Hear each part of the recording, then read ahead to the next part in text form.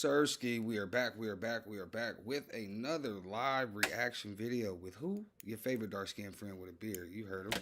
Unity. And this video, we're going to get straight into it, man. Everybody know I love me some Nipsey Hussle. You know, rest in peace to the God. But his brother, Black Sam, he basically is sending a warning out to everybody who has something to do with the death of his brother. So that's what this video is going to be premised about. We got our boy Poetic Flacco, who we watching the video from. He usually got a pretty good breakdown of what the hell's going on. So that's what we're going to get into, man. If you like the video, make sure you press the like button, comment, subscribe, share, hit the notification bell, and yeah, hit that hype star so that way they put us in the algorithm. And, you know, we keep building and growing. One stream at a time, one subscriber at a time. Shout out to my subscribers. More than anything, first off, we have passed that 500 mark. So, claps up, shouts out to y'all. Hold on, I can do it even a little bit better.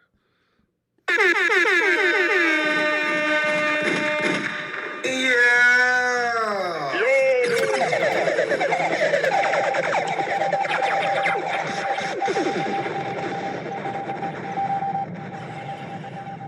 That part. Alrighty. So yeah, that's on YouTube. I think we got 507 subscribers to be exact. So yeah, we gonna keep growing and keep building on there. Shout out to my Twitch. We have 19, I believe, over there. We almost to our first 20. So I just need one more person over there on Twitch. I need one more of y'all to just press the follow button. Get me to my next little task. Succession. You know what I mean? So, all right. That's enough. Let me get the screen together for y'all so we can stop talking.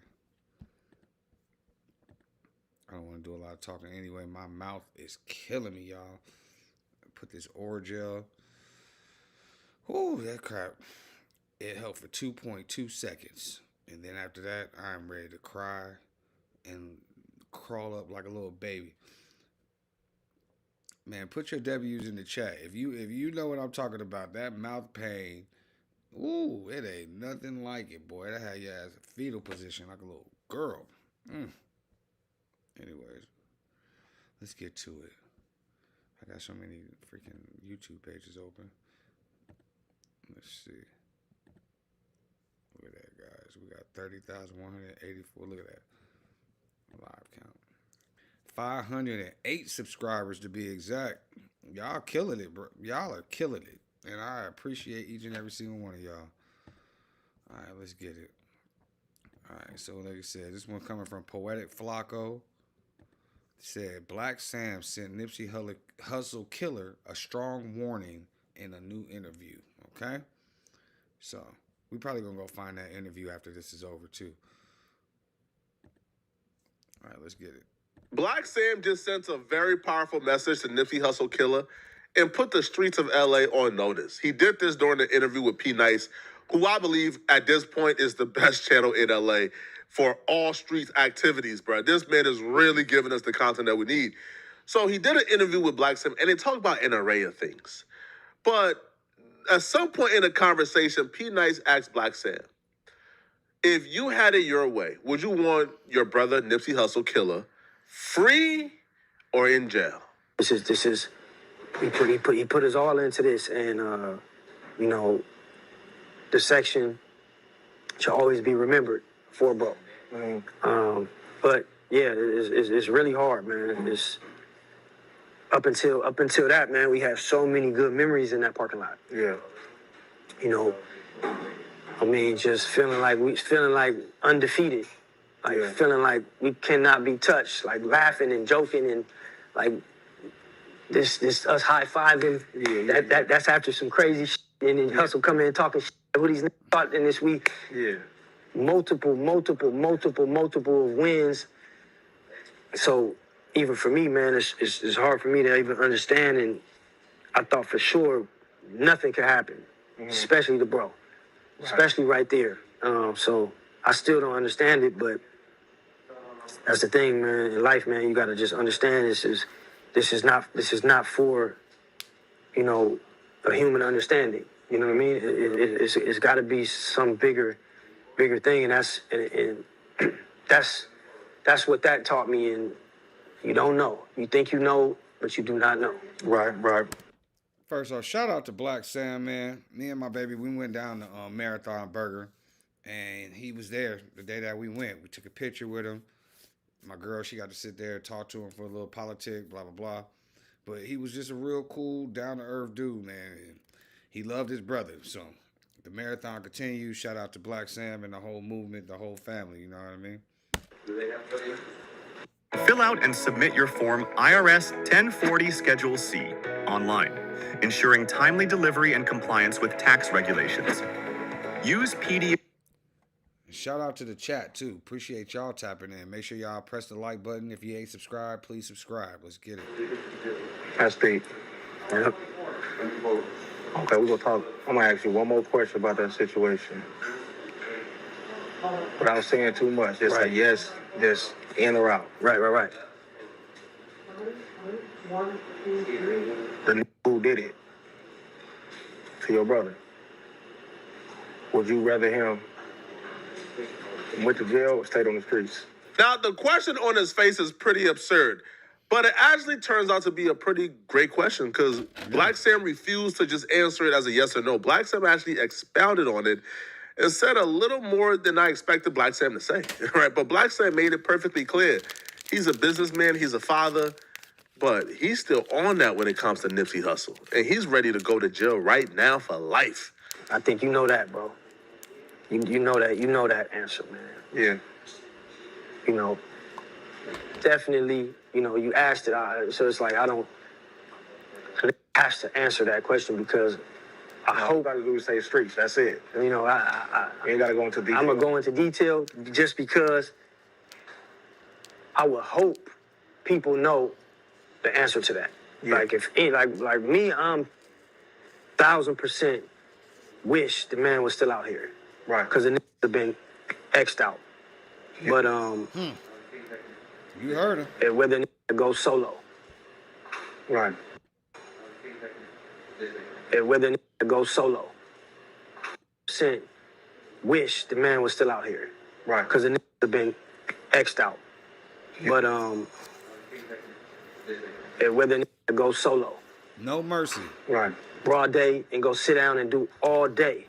That'd have been the best time I could do in my life. I'm waking up every day.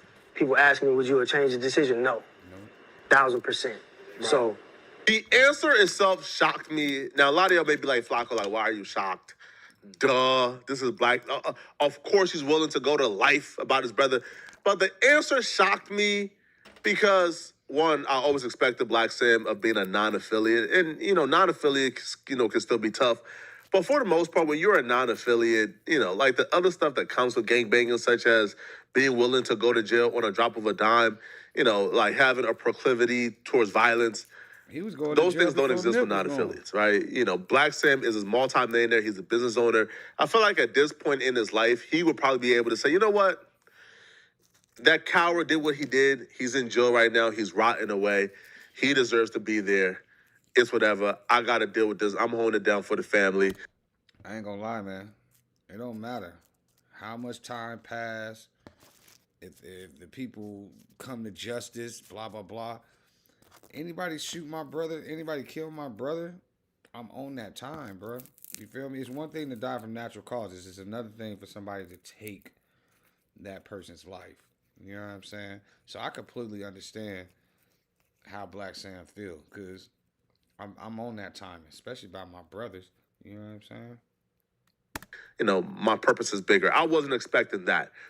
But what I would say, his answer also put a lot of things into perspective for me. Like when Black Sam was at Complex Con, you know, a lot of you guys don't know this, right? Black Sam was at Complex Con. Brick Baby was at Complex Con. You know, No Jumper was there.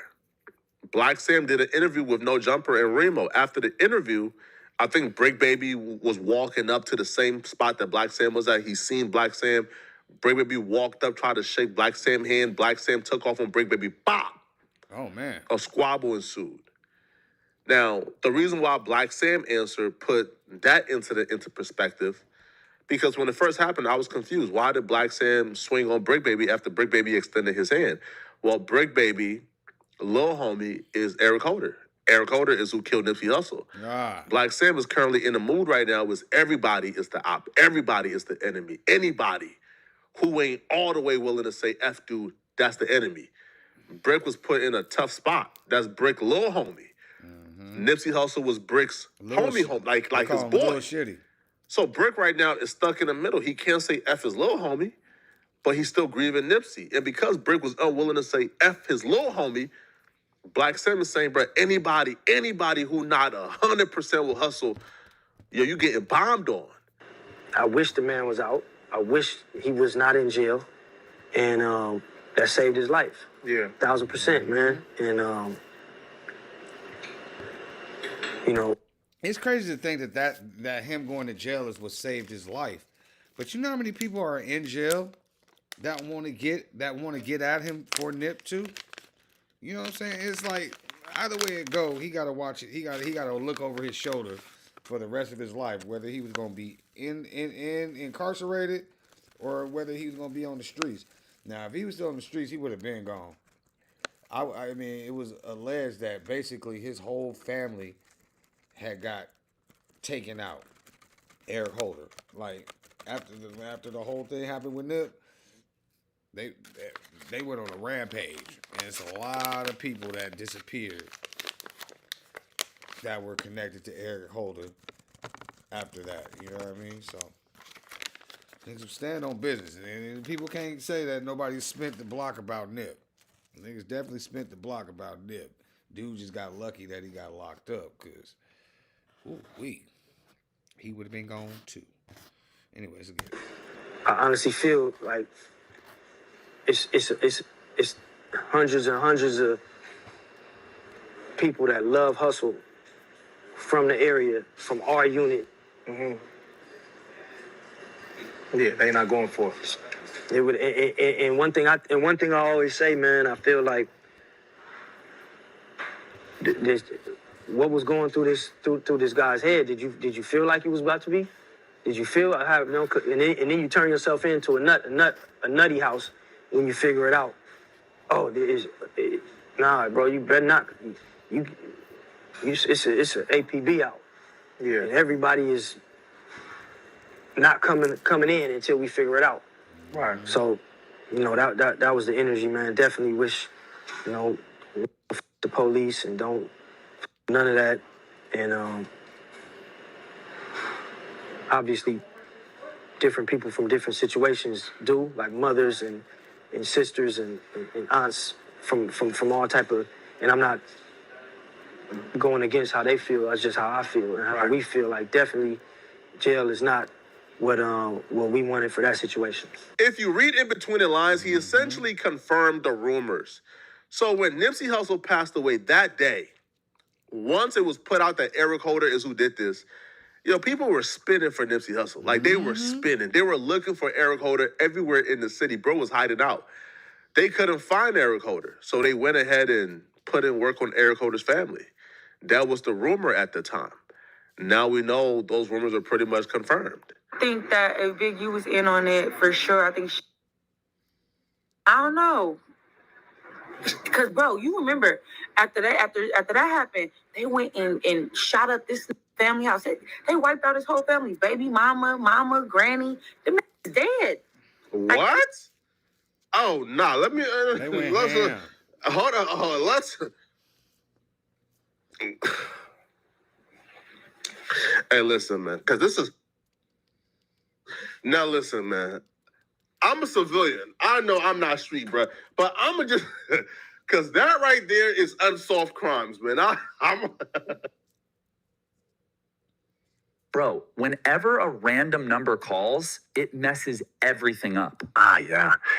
Yeah, I heard the same thing, man. LA was not quiet at all when that was going down. And they couldn't, like you said, they couldn't find Eric. So what they did, they shot up his whole family, allegedly. Crazy. Okay, so boom. That's the part I wanted y'all to see. So, first of all, you just listen to say that Big U got knocked out by Fats, bro. Mind you, he cut the video right there. If he kept listening to Fats the was video, Nipsey you would have homeboy. heard, you would have listened and heard me say that this is what we heard in LA. This definitely went around. If you from LA and you on the live, bro, put in the chat, bro, if that did not go around, if that was not on the news, if that did not go around, and everybody heard that his family got shot up in that house. That definitely went around. And again, I'm speaking as if I'm speaking as the city of LA in the moment. But this right here just tried to gaslight me, y'all. And you could tell because he put on that whole little fake gay ass front talking about like, boy, sit your fat ass down, bro. Black Sam even expressed how upset he is that Eric Holder is essentially hiding in prison. Right? Eric Holder is maneuvering and going to certain spots in prison where he can't really get touched or reached. Black Sam is saying, bro, come outside and play ball. Now, he also spoke on something very important. He said, yo, we felt untouchable because we kept getting wins. Right? Like, yo, like, you know, in one picture, like we high-fiving because, you know, some dudes came around, you know, like wanted to play. We spanked them. And afterwards, we said, man, yo, who them niggas, you know, thought they was playing with? I have a very heavy suspicion he was talking about Big U. Because if you guys don't know, Big U and Nipsey Hussle had multiple fights, multiple altercations, because Big U wanted to run things in LA. Like, Big U wanted to run the section. And Nipsey Hussle was moving like his own man, and he wasn't answering to Big U anymore. Mika even spoke on that as well, and why when Nipsey Hussle passed away, the entire city of LA thought that Big U did it. I don't know if Big U said shit, but when that shit with Nipsey first popped off, when it first happened, everybody in LA thought Big U said shit. We all thought that. We all did. We thought it was Big U, and then we thought, people was like, no, it wasn't Big U, da da. And then it was like, oh yeah, it was the government. Like, come on now, that's what the world was saying, the government on some weird shit. But all of LA, yeah, we all thought Big U did it. We already felt like it. Because like Black Sam said, I didn't even watch that interview. I honestly didn't. I saw a couple of clips or whatever. But living in LA, I remember when Big U and Nip got into it because Nip didn't want to be under his label no more. Because Big U was trying to Big U had bought the Crenshaw label, the Crenshaw brand and shit like that. And yeah, like basically trying to extort Nip and had him in a fucked up ass deal. So when Nip finally got out of that deal, you know what I'm saying, he went about his way or whatever, and Big U didn't like that. And so they had animosity or whatever. This is just me living in LA, I know this. And then I remember when Nip started with YG, and he had brought YG to the 60s. And when he brought YG to the 60s, I remember Big U was trying to pop shit about it. Like, how you bringing this whoop-de-whoop to the hood, this and that. And Nip took... YG a big blood, if y'all don't understand. That's why he was tripping out. But Nipsey, that's when they did that one song. I forgot, was it Fuck Donald Trump? Anyways, Nipsey was they had an all blue screen and they had an all red screen. And what do you call it? They shot that over there in the 60s. Nip peeled out his shirt, and he was like, nah, get out for cuz whoop whoop. And Nip had to run phase to have YG in the 6-0s, but he did that. But Big U was trying to give him a hard time because Big U was mad that he wasn't trying to give him no money.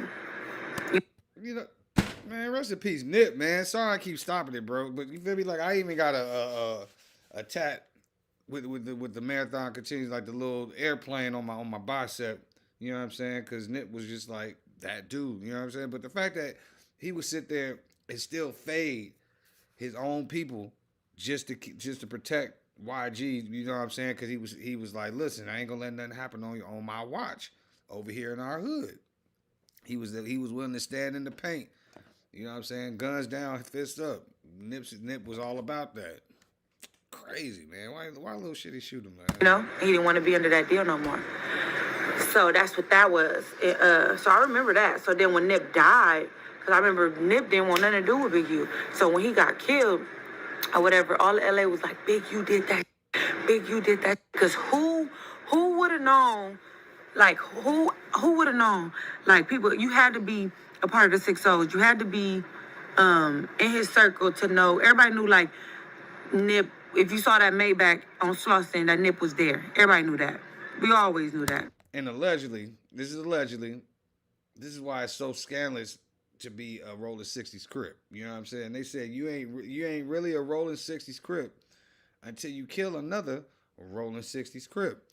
It's like, why would I want to be part of any type of organization that the only time that I'm really validated or solidified is if I kill one of my own? That's just like the black people as a whole. Like, we quick to kill each other, but be hesitant to kill anybody else that don't look like us. You know what I'm saying? It's crazy. I don't condone violence at all, but I'm just saying the hypocrisy and the scariness that comes with that, bro. That's just crazy to me.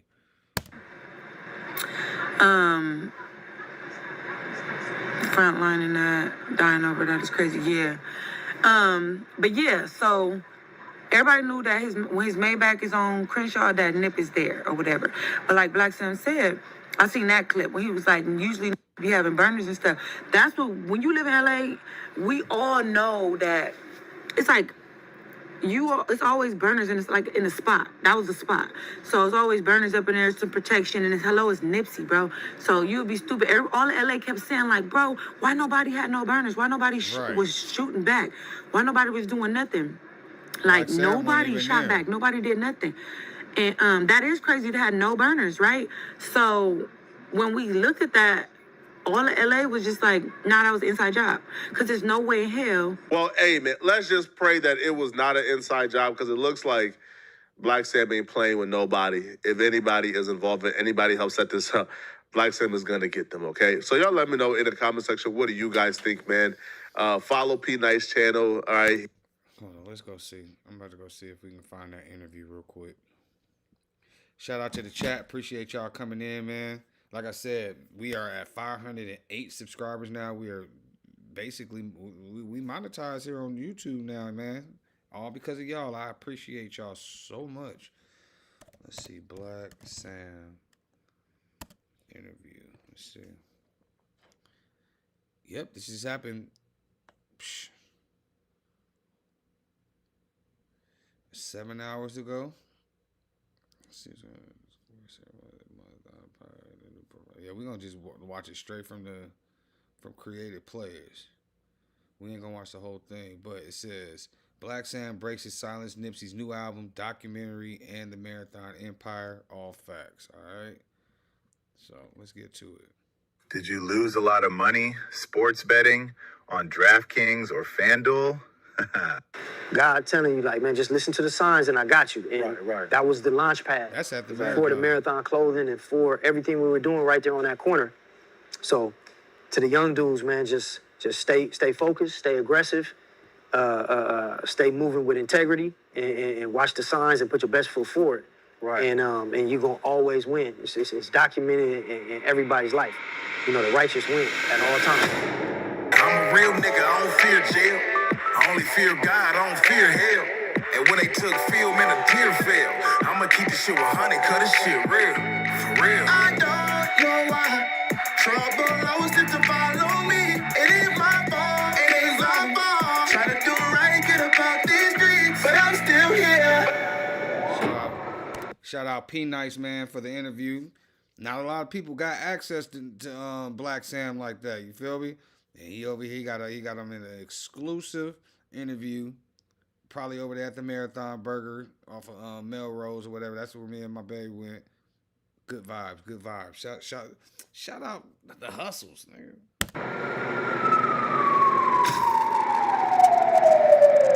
Hey, what's up? This is P Nice. This is the P Nice Show, and you already know, if you want to live life, come mess with P Nice, baby.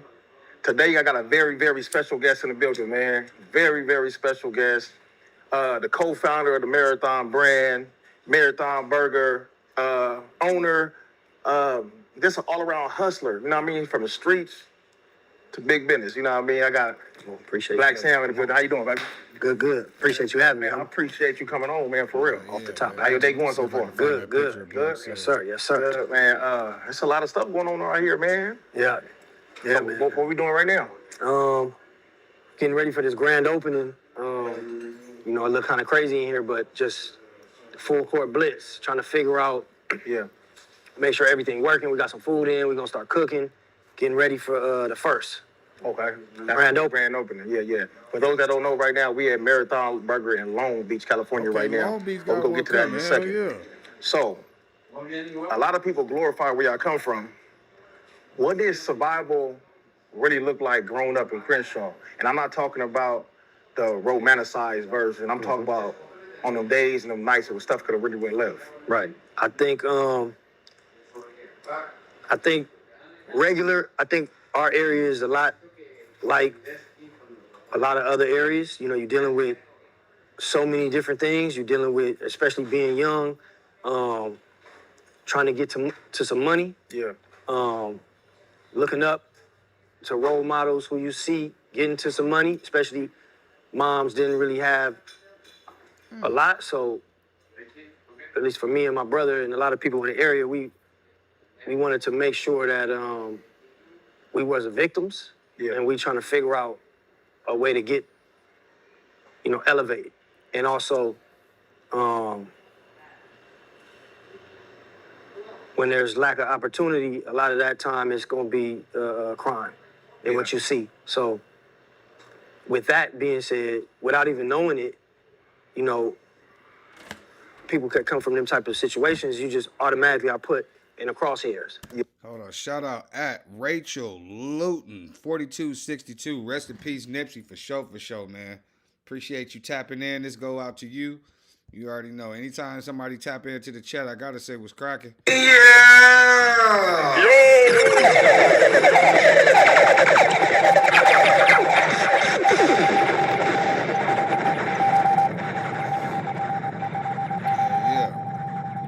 That one go out to Miss at Rachel Luton, 4262. Make sure y'all press that like button and subscribe if you ain't subscribed yet.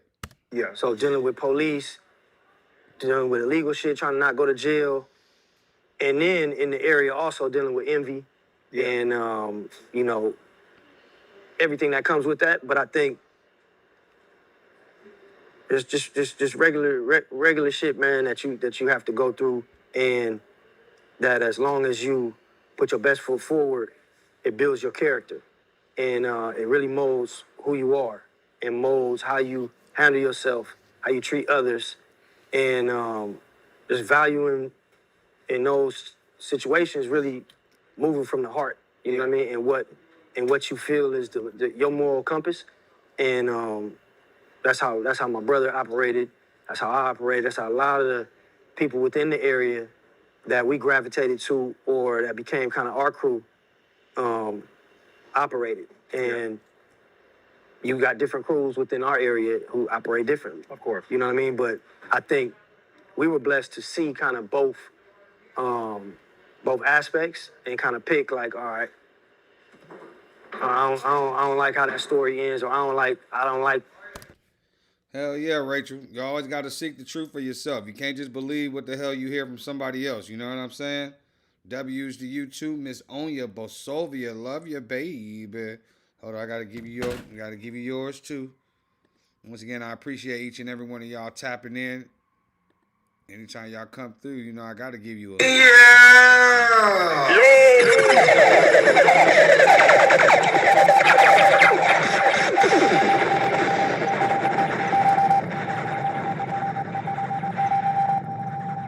that part. Like I said, man, I've just been trying to get back into my groove. Trying to get back into these videos. Hopefully y'all I'm picking some videos that y'all like. It's been kind of slow, with y'all viewing, but y'all been subscribing, and I appreciate that part. You feel me? So, some videos hit harder than other videos, but shout out Black Sam, shout out Nip, shout out the whole family. You know what I'm saying? I'm trying to find that picture I had of me, him, and my babe that day we went to the marathon. Anyways, let's get back to the video. Appreciate y'all. How this is turning out for this person, or actually, this what I like. So we kind of gravitated towards the money getters, and people that was out getting money, fly, and also not crash test dummy in the youth, putting them to manipulate them and put them in the wrong direction. We gravitated towards the ones that was, hey man, nah, don't do this, don't do that. At least myself, I always appreciated that, and we never forgot that. So today, a lot of the older ones that we know and we look up to and have respect for was the ones that we like, oh no, you was actually pushing the youth. And we saw you pushing the youth, and we saw, even for me, for my brother, I saw certain people take bro under their wing and make sure that they guided him in the right direction, young. Right. So, not to be long-winded, but I think, it was good. you know what I mean? I think Talk as much as you want, man. Go ahead, Black. that is relevant in a lot of different situations, in a lot of different other people's neighborhoods. Yeah. From LA, Long Beach, Compton, even New York. Yeah. We all growing up in you know, the neighborhoods could be different, but it's dealing with the same circumstances. Right. And you know, just blessed, man, to be able to not be one of those ones. Hopefully, that for sure with my brother, the demonstration and things that he done was always stand up, and that's why I feel like people resonate and people respect, and you know, especially the people that were around and that seen so many different demonstrations and seen him younger, and always they like, nah, bro is different. You know, they saluted. Yeah. And for us in our unit, that was like the Michael Jordan, like Hussle. You know what I mean? So we want to be all-star team players, and we making sure we don't. We gotta bring our own, and we gotta add value to what bro is doing on so many different levels. Right. From growing up, streets, getting money, how you conduct yourself in sticky situations. Yeah. And also just moving from the heart and always bringing back opportunities to the area. Right. You know, Hussle was very adamant about making sure he like don't go. What I loved about y'all movement is, I know Nip was the rapper, he was the entertainer, he was the face, right? Mm-hmm. How you was behind him though, pushing him, like you said, like you created an all-star team. Right. You know what I mean? So, how did that feel, having your brother in the spotlight and you behind the scenes making all the moves? I think for me and really for my brother, he was like talented and he was the one who brought the opportunity, even thought the opportunity and brought it to me and was like, hey bro, this is what we should be doing. And I'm always appreciative, and whenever I talk about it, I always want to be vocal and make sure people know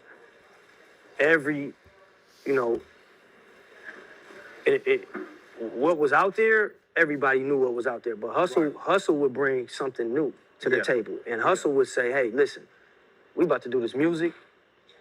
This is how Jay did it. This is how Rough Riders did it. He's getting books. He's saying, hey, read this. We about to get a distribution deal. Yeah. I created this company. You about to be in it with me. So I was always appreciative that he involved me in it. And at the same time, amazed that he even had the vision. And I tell everybody all the time, it's so hard to find something legit to get behind when you're younger. And the goal in the beginning is you just want to get some money. Yeah. So you're gonna do whatever. Right. And we get into money, and however it gets to, and then you want to make sure you take care of moms. And my thing, man, my mom gonna be in the bins until I'm gone. Before me, I'm in the moms is good, the jewelry, but it comes to a point where you police hitting the houses, and now you catching cases, and now you sitting down. Yeah. And then it's like, damn, all right, is it a better way? Right. Because we get into the money, but then why I gotta go through this, and and then you ups and downs and losses. So for Hussle to actually be like, man, we can be something legit. Yeah. We can build a brand, and I'm talented. I'm gonna do music, and I'm gonna also create and keep elevating and keep bringing his team and his brother, myself, into it. Yeah. Yes, I'm feeling like, okay, we know what's going on here. This is Michael Jordan, and we wanna assist at the highest of levels. Yeah. And not only is he the star player, he's also the coach, and he's also the visionary. Yeah. So for me, I was always happy to just be able to put my small percentage in to help. And I felt a duty and an obligation to go super hard. Right. Because And that right there goes to show you. Nip knew he had something special. You know what I mean? But he knew that he needed a team that was going to be behind him no matter what. You know, somebody that was going to be able to assist at the highest level. That's what you got to look for. You got to look for people that's going to be willing to assist and not try to take over. You know what I'm saying?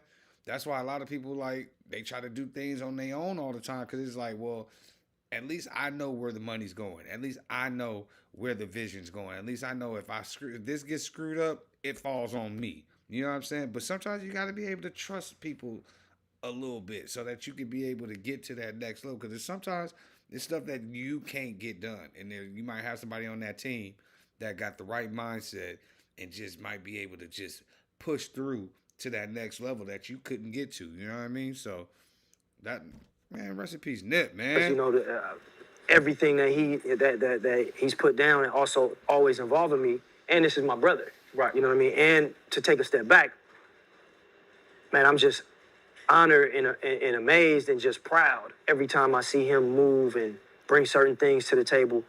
You know, I wanted to also be somebody that he knew is 1,000% all in, and that he can depend on to be Shout there out to to help the him chat. execute. That's love. Yep. That's love. Real talk. In the next 60 seconds, I'm going to show you how you can get your money to make more money.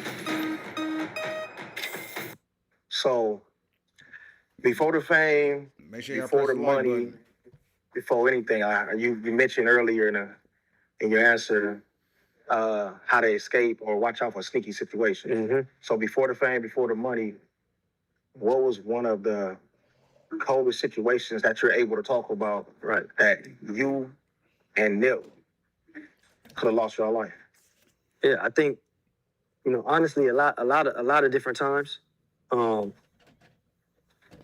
Just with walking home, walking to the park, going to the wrong swimming pool, figuring out you walking through different neighborhoods, and you figuring out what's going on as you're younger, and you know, the shit that everybody go through, man, and you figure it out, just being Living in targeted LA. from where you coming from, and what areas, you know, it was hopping out, chasing, and, you know, dealing with shit that's going on in areas that's when there's gangbanging going on, whether you younger and not even involved, or when you older and are involved, it really is just fucked up what niggas got to deal with, and definitely, you know, everybody, we always say we're blessed to be able to, you know, make it out of the teenage years, and because it's a lot of people that we know that wasn't, Right. and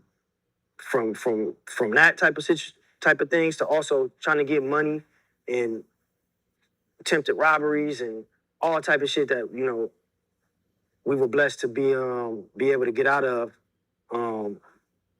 safe. You know, God was always watching over. Right. But it's a lot of things, man, in just being in LA, dealing with so many different things. It could turn in an instant. Give it a second. Yeah. You'll be getting gas. You can go in the store. Facts. Right. Yeah. You know, to your point, learn it.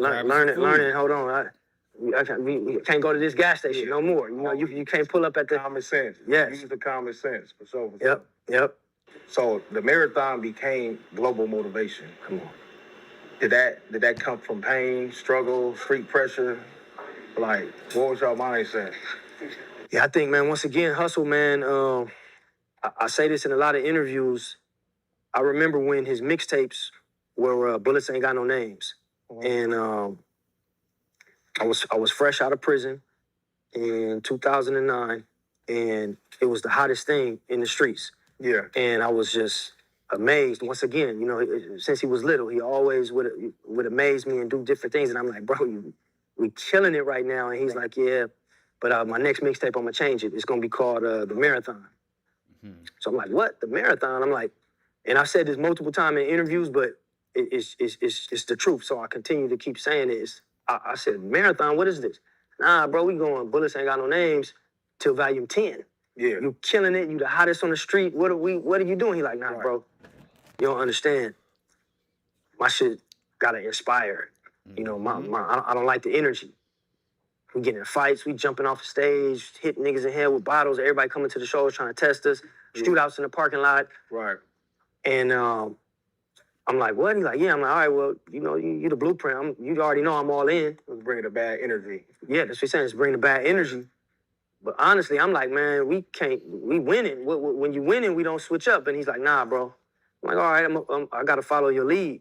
As always, you the blueprint, so I'm all in. But I really didn't understand it. But once the mixtape dropped, and that marathon mixtape came out, that was one of the best mixtapes he at put the out. shows, I start seeing people pull up with resumes. Yeah. People coming and talking to bro, like, bro, you changed my life, bro. I'm from the other side, and nigga, fuck with what you saying, and I got through this situation, and I started my own business. People saying I got through college, and I'm just listening from the sideline, like, get goosebumps.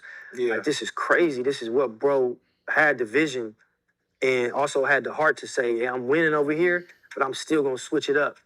Right. And maybe even have a chance where I don't win, but I don't care because this is how I feel. Yeah. And that's what bro always would do.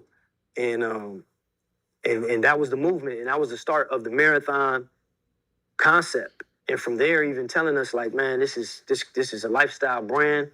This is something that can transcend from not only music. And that's what I be saying too when it comes to like my brand all day, every day. It's a lifestyle brand. You know what I'm saying? It's something that transcends just putting on clothes. It's like something that you can live by every day. Stay strong. Stay focused. You know what I'm saying? Stay loving.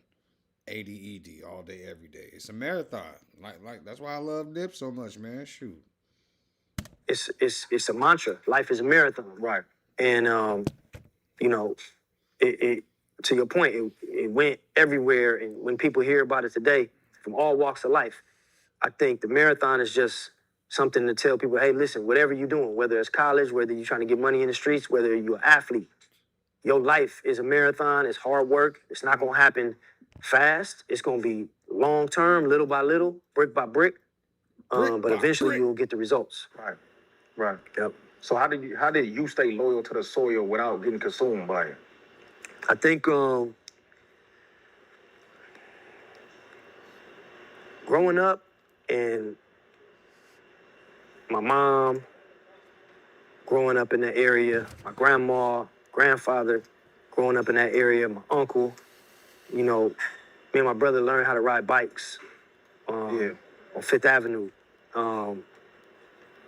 People seen us grow up and raised. So it's always a love for the area. Mm-hmm. You know, we walked the whole area, the stores, you know, have fights, water people's grasses, wash neighbors' cars. So the love is gonna always be there. Right. I think how we deal with certain individuals within the area is always on how you treat it. And, right. and you know how. That's us or that's them? Bub, can you tell them, cut that? What are they doing? Who was that? That's our mic guy?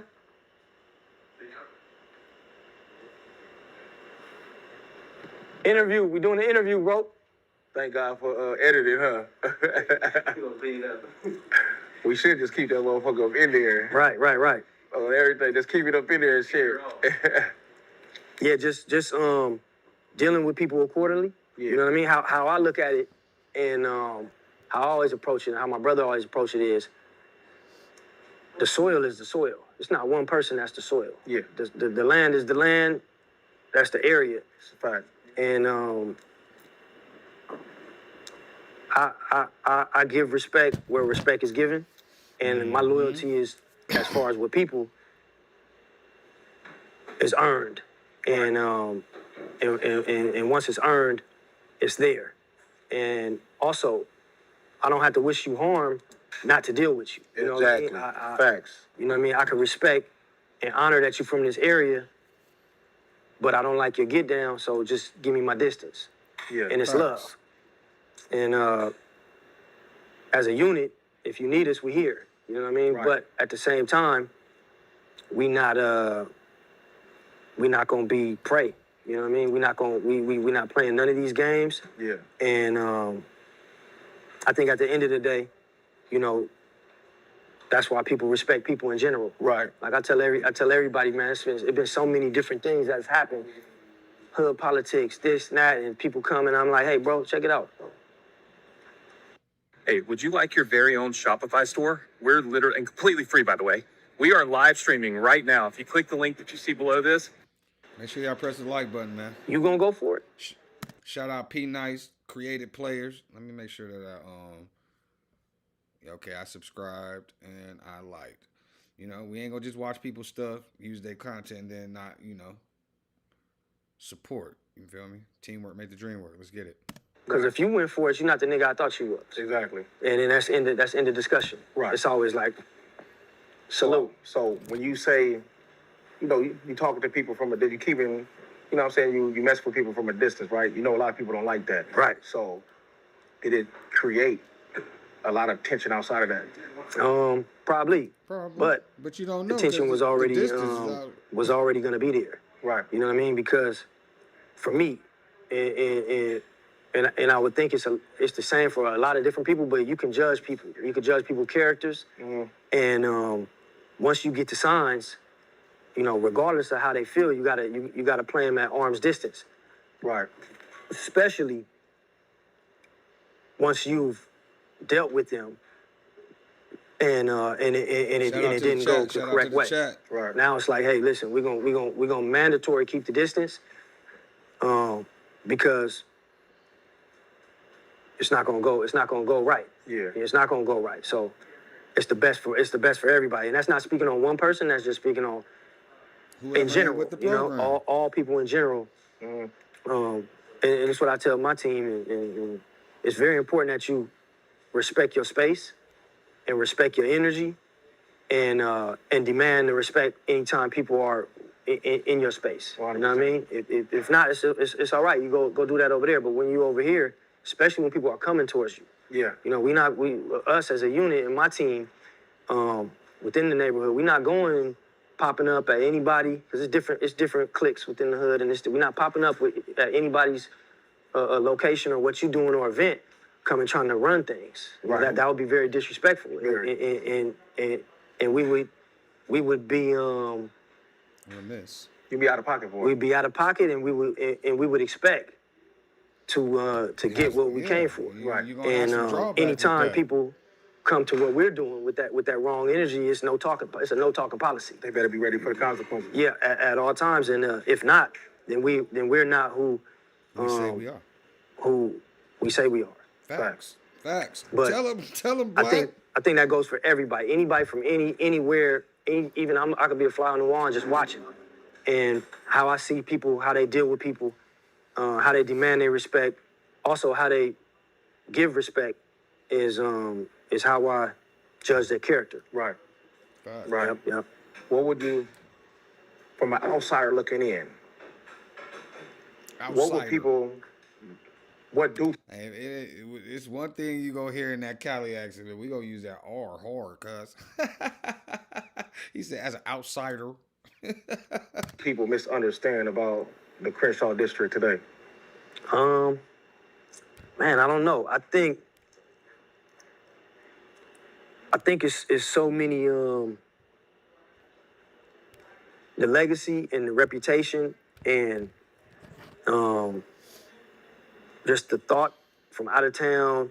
When anybody speaks on it, I believe it's held in regard, and it's good. It's been on the map forever, since Boys in the Hood, even before that. So I think it's good.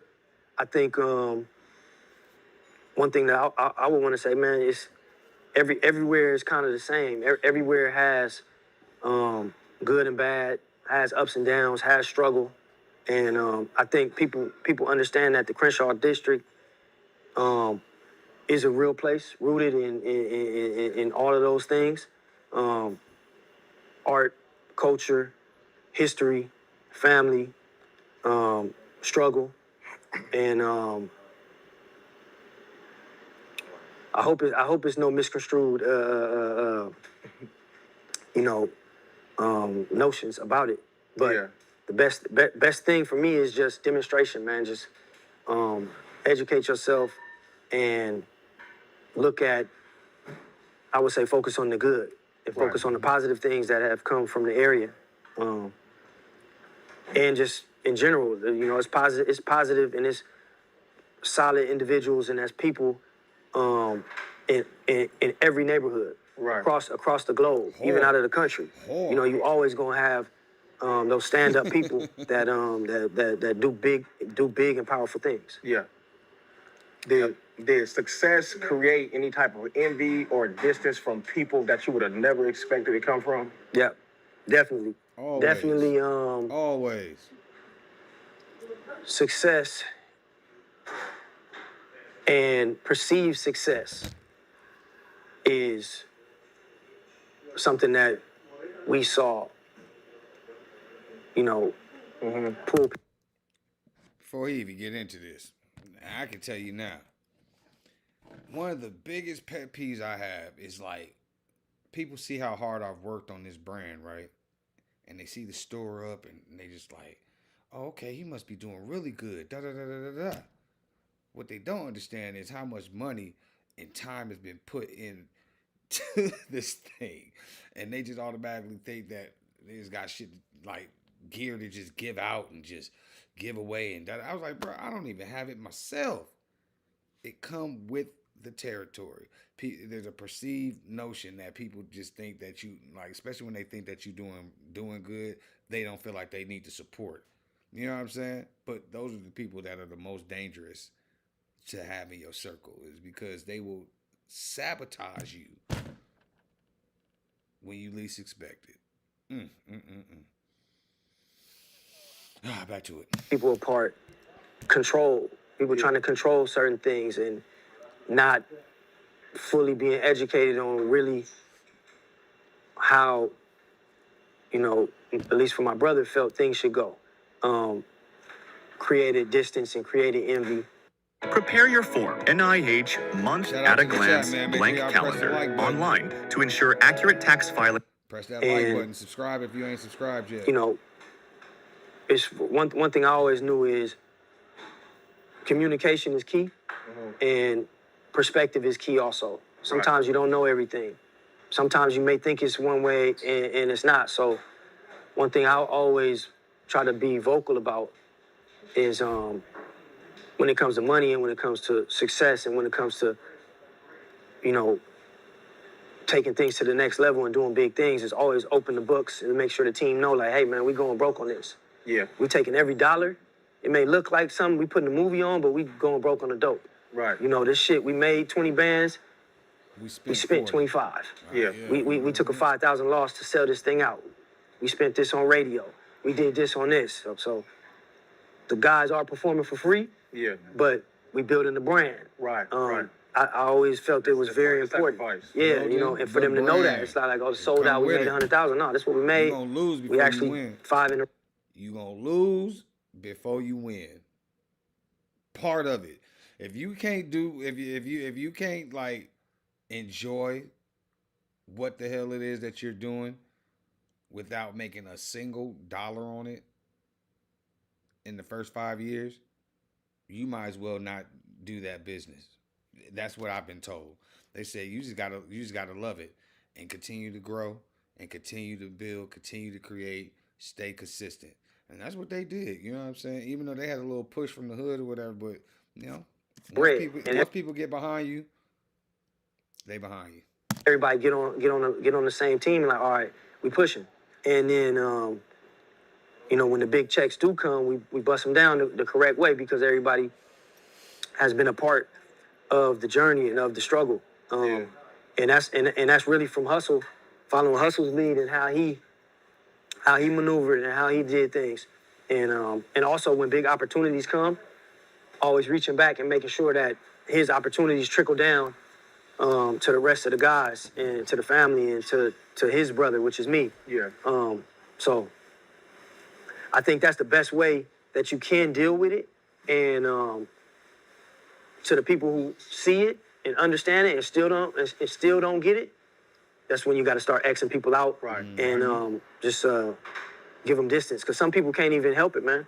Right. Some people mean well and just can't help it. They just have an envious heart, and you know, that's when you just got to say, hey, man, you got to stay over there with it. And I think it's important that everybody you have to identify character and people character and know this to protect your space and to protect what you're doing and protect your movement, whatever it is. Right. A lot of people don't understand proper communication creates proper understanding. Facts. You know what I mean? Yep. But like you said, nice. if they still ain't understanding, man, you gotta go. Yep. Straight up. Yep. What do you think Nip life would have been like if he never started rapping?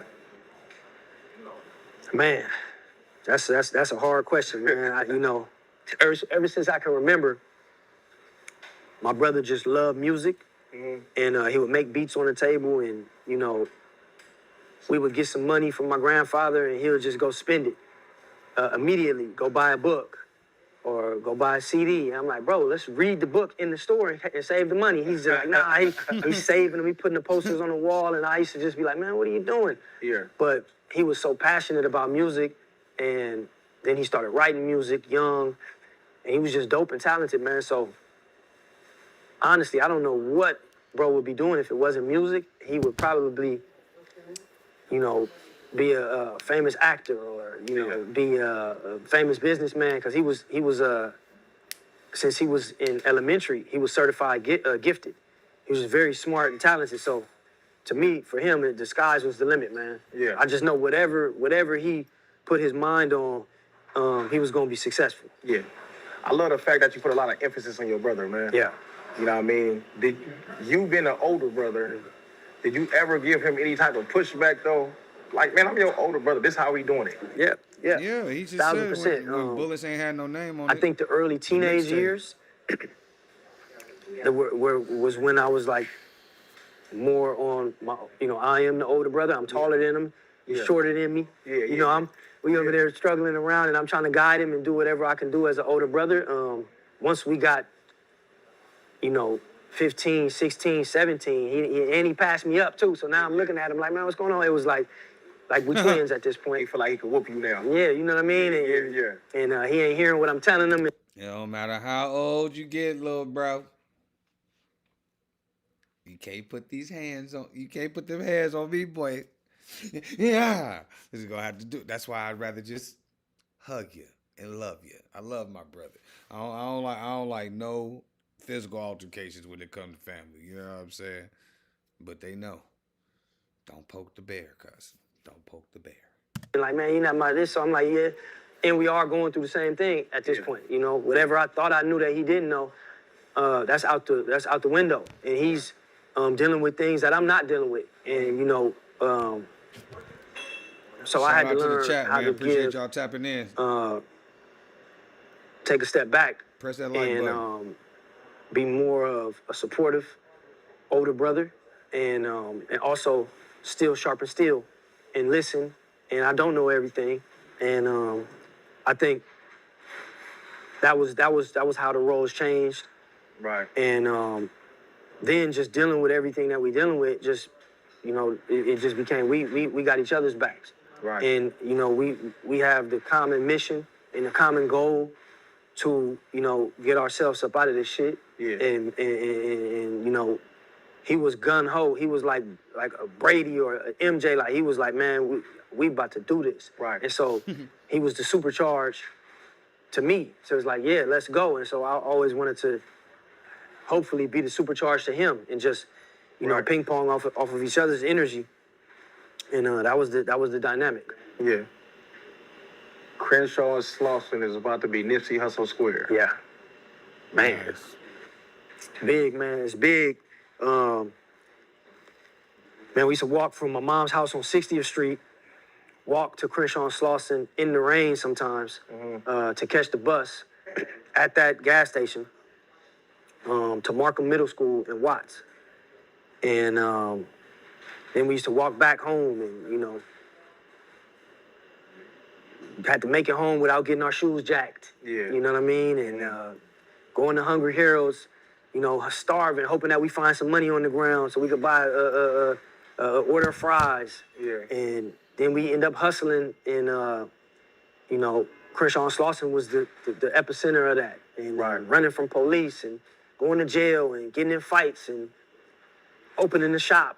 And so many different things. My brother met his daughter's mother in that parking lot. Okay. And we end up buying the parking lot. So much history there. So much history, man, that it's just, you know, an honor. And then my dog that, died in the parking lot. Crazy. You know, the city and the people would even make something like this possible. To name this section Nipsey Hussle Square, man, I can't even explain how it feels to me and, you know, the family. And I know for sure Hussle would just be honored and appreciative. And I think, like I tell everybody, just his goal was to inspire people. And having that corner named Nipsey Hussle Square is inspirational for anybody that comes from that area and areas that are similar. You know, just gangbanging in general to come up and have to go through what, you know, people had to go through, and to be Grammy nominated and to open businesses and employ so many people in that area and be intentional about it also, because it was so many times going through hood politics and going through shit with the police being, you know, they public enemy number one. They blitzing us. It's like, bro, we need to open up somewhere else. And he like, nah, we're gonna open this first store on Crenshaw and Slauson. I don't care. We open this here because I gotta show people, you know, this has to be open here and it can be done, and I'm gonna get people to come here. And the fact that that was in his heart because he wanted to inspire people, just having that name in that section named after his name is inspirational. And that was the main thing. That was his goal. You know, as many times, and I say this in a lot of interviews too, but I had to say it as many times. I'm like, bro, we gotta get this money. You know, he like, bro, listen, we're gonna get the money, bro. Like, man, what you? He like, we gonna get the money. The money is gonna come, bro. My shit gotta be inspirational. My shit is bigger than that. The money, we gonna make the money, and I'm like, all right, you're right. So it is. It's bigger. It's bigger than anything. It's bigger than you know, the success, Marathon Burger, clothing, all that can go with the snap of a finger. You know, but the inspiration that bro provided and still provides, and the street being named after him is forever. And rest in peace, Nip, man. W's in the chat for Nipsey Hussle, man. W's in the chat for Nip. For his kids too, man. My niece and my nephew, for them to be able to say that the street was named after their father, means everything to me. So does it feel like closure or responsibility? Man, you know, it's never gonna be it's no closure, man. For you know, I'm telling you, it's so many different emotions. You know. Oh, look, I'm getting a call from one of those unknown numbers. Have you tried reversephone.com? Reversephone.com? You know, with my brother and what happened. So, not to be talking crazy, but it's like, for me, it's certain things that need to happen for me to put my checklist. And this is not one of them. This is, I feel respect and honored and appreciative that the city, you know, the councilman and people just, you know, want to bestow that honor upon bro. Shout out at Jason 861,000. Shout out to you, man. Appreciate you tapping into the chat. W's for Nip, man. W's for Nip. W's to you, brother. Appreciate you tapping in. This for you.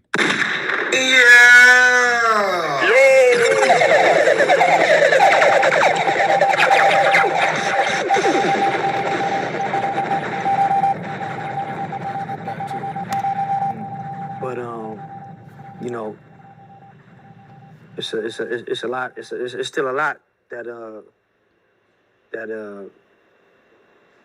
it's still an obligation for people that really love bro, and that's really as I would say tripping tripping about, bro. Yeah. Just on some street shit. Like, it's but it's step by step. Step by step. All right, well, I think we're getting in to the part where, what you call it, he starts to break down a little bit what happened after Nip's death and how he feel about, like, what's going on with Eric Holder, who was the one that shot him, and whoever else was involved in this process. All right, appreciate y'all tapping in. Shout out to the chat. W's to y'all, man. W's to Nip in the chat. Put W's in the chat for Nip. And just the first thing is put some respect and make sure that our demonstration is being felt. For me, it's very important. And I feel little by little, we're getting there. Without speaking about too much, it's a lot of goofy things and goofy people on the internet and people that were saying different things. And it's like, for me, I'm sitting in the back like, man, I hope the people know that it's people from the section that is tripping over, bro. It's people from even from our area, from the 30s to the 100s and other hoods too. But it's definitely like, hold on, man, we don't get it misconstrued. Yeah, everybody happy about that. Yeah, man, and don't get it to where it's like people ain't tripping about it. Right. And so not to be all over. Feel like it was a point in time where you had to prove to the world that niggas was tripping about them. Yeah, I think for sure. And I don't do a lot of interviews, but it was a time that I was like, I'm calling. I'm like, man, I'm about to just go on an interview run. And that's not the right thing to do, but it was like, man, somebody got to this is a mockery. Like, this is, but it was for me, it was a controlled smear campaign. Mm-hmm. And a lot of people won't know that, but I know what's going on, and so I'm just watching it like, but what's done in the dark will always come to the light. Shout out to the chat, man. We got 15 people in the chat. Shout out to y'all, man. Yeah. Tap in. A lot of people smear campaigns that they were trying to control narratives or do things, whether it was from jealousy or power play or whatever, turned on them and bit them in the ass. Mm-hmm. And so I think you can't dim a light as powerful and as strong as Hussle's. Right. And just step by step, us being focused on positivity and progress. Mm. The pieces are falling in place. Pieces like this, Marathon Burger, them dedicating that section in my brother's name, us revamping the parking lot and turning that into the Neighborhood Nip Foundation. Yeah. Being able to put things in the area that meant something to Hussle, to pour back into the kids that grow up in that area. I think. Once again, shout out Nipsey Hussle, man. Shout out to the chat. It's just is what needed to be done, and I think is the mission. Okay. So, due to the fact that y'all got so much history in that parking lot, Crenshaw and Slauson. Yep. That's where you open up the store at. You feel me? Right. It's globally known. But how do you feel about...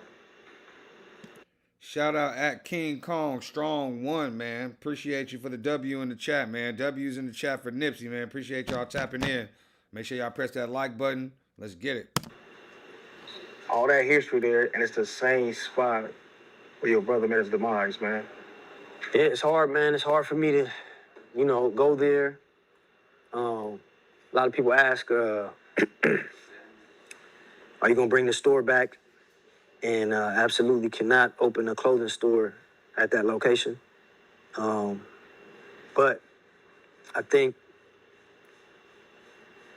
it's divine, and it's like Hussle. I don't know. It's like, bro, put his heart and soul in that parking lot. So literally, what do you do? I think Neighborhood Nip Foundation and making it accessible, having his name on that building.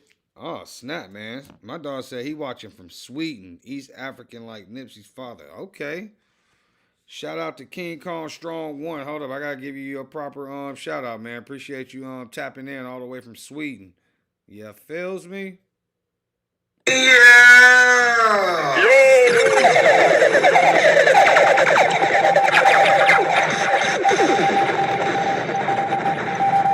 believe that what Eritrean? Yeah. Appreciate you, big dog. Let's get back to the video. Make sure y'all subscribe if you ain't subscribed yet. Building and having a studio there accessible to the kids, having the street named after him, I think is really the only thing that makes me feel a little bit like, this is bro. This is he put his all into this, and the section shall always be remembered for bro. But yeah, it's really hard, man. It's up until that, man, we had so many good memories in that parking lot. Yeah. Thank you at Onya. I mean, just feeling like undefeated, like feeling like we cannot be touched, like laughing and joking and like this us high fiving. That's after some crazy shit, and then Hussle come in talking shit like what these niggas thought in this week. Yeah. Multiple wins. So even for me, man, it's hard for me to even understand, and I thought for sure nothing could happen, especially the bro, especially right there. So I still don't understand it, but that's the thing, man. In life, man, you gotta just understand this is not for, a human understanding. You know what I mean? It's got to be some bigger thing, and that's. Not to keep stopping him, but you can just tell how much he loved his brother, man.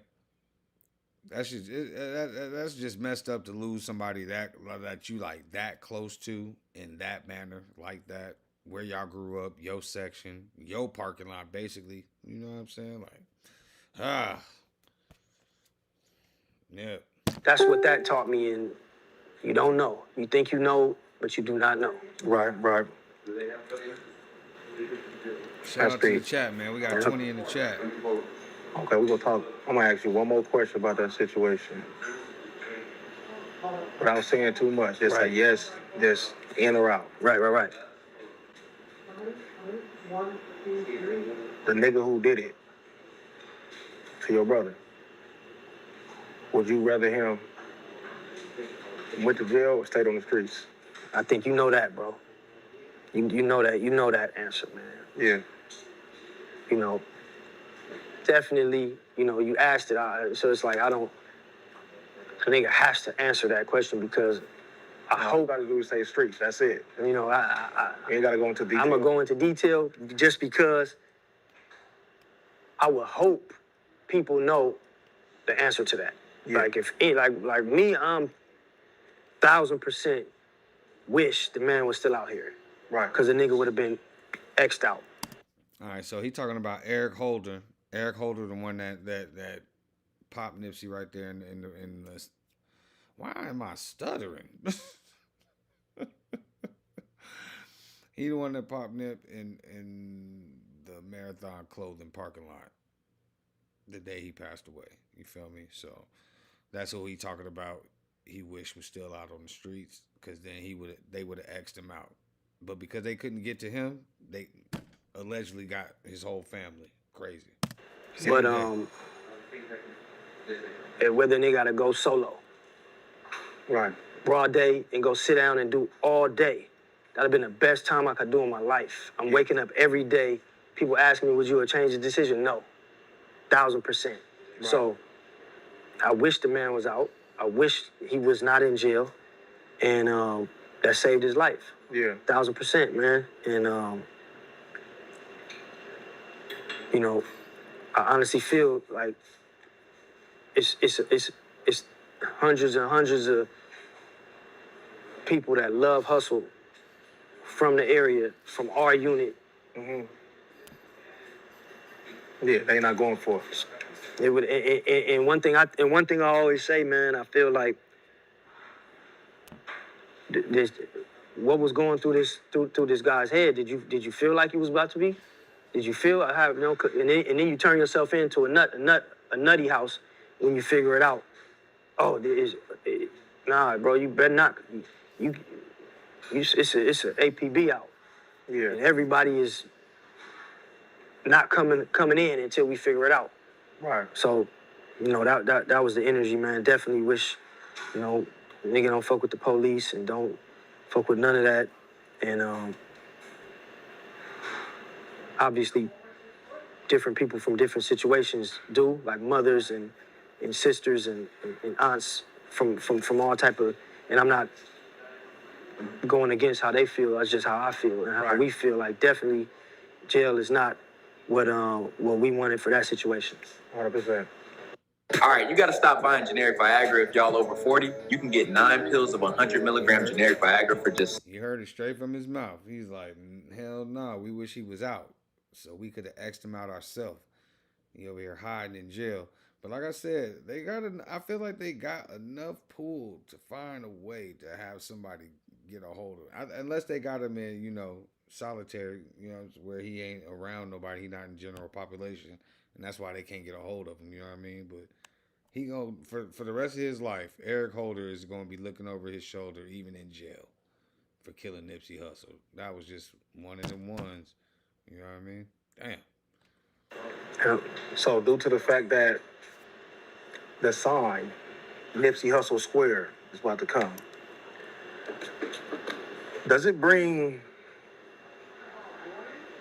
I'm pretty sure I know the answer, but this is for the viewers. Right. You know what I mean? Right. The sign is great. You know what I mean? It's an honor. But does it bring back a lot of pain?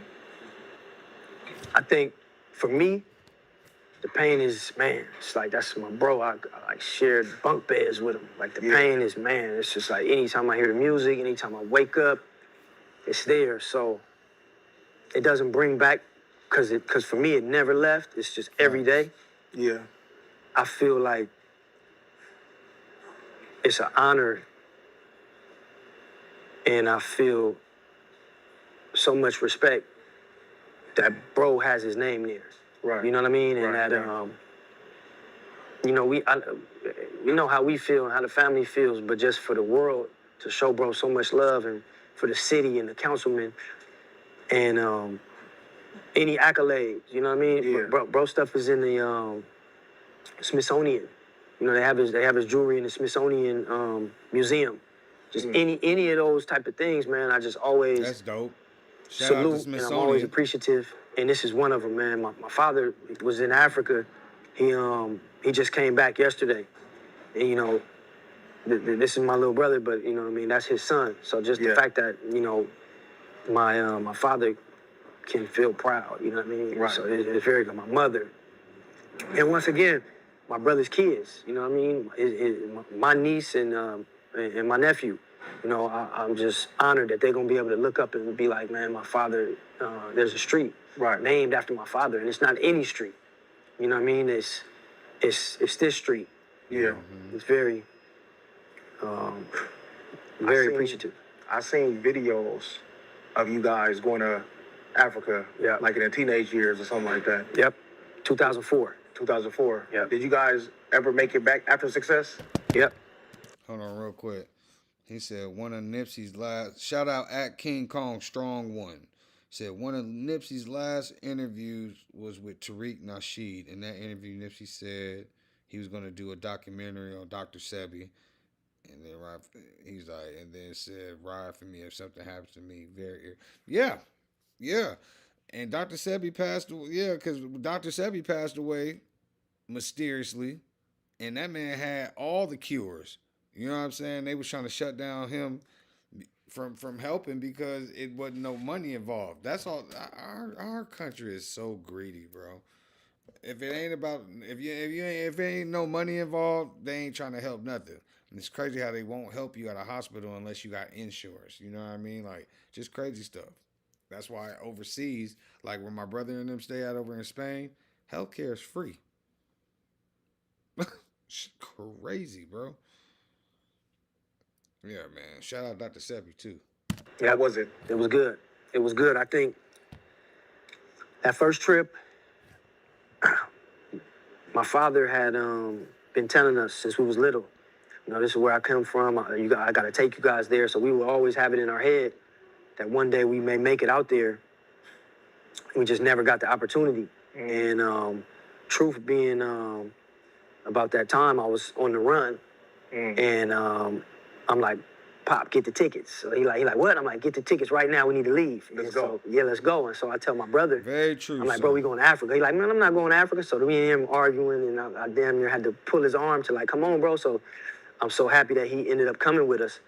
And life-changing experience, man. We seen all my aunties, my cousins from my father's side that we never even seen. Right. Because all his family is over there. He's the only one here.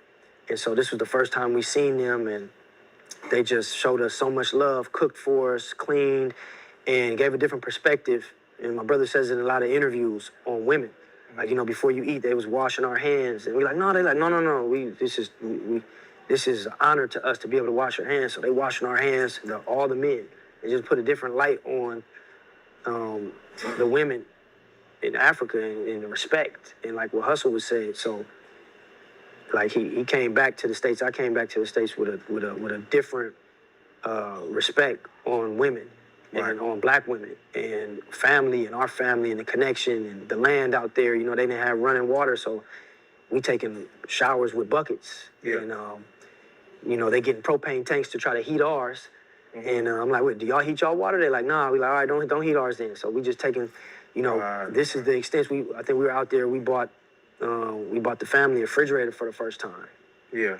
And they were just so happy to be able to put the milk in the refrigerator and not have to drink the milk the same day.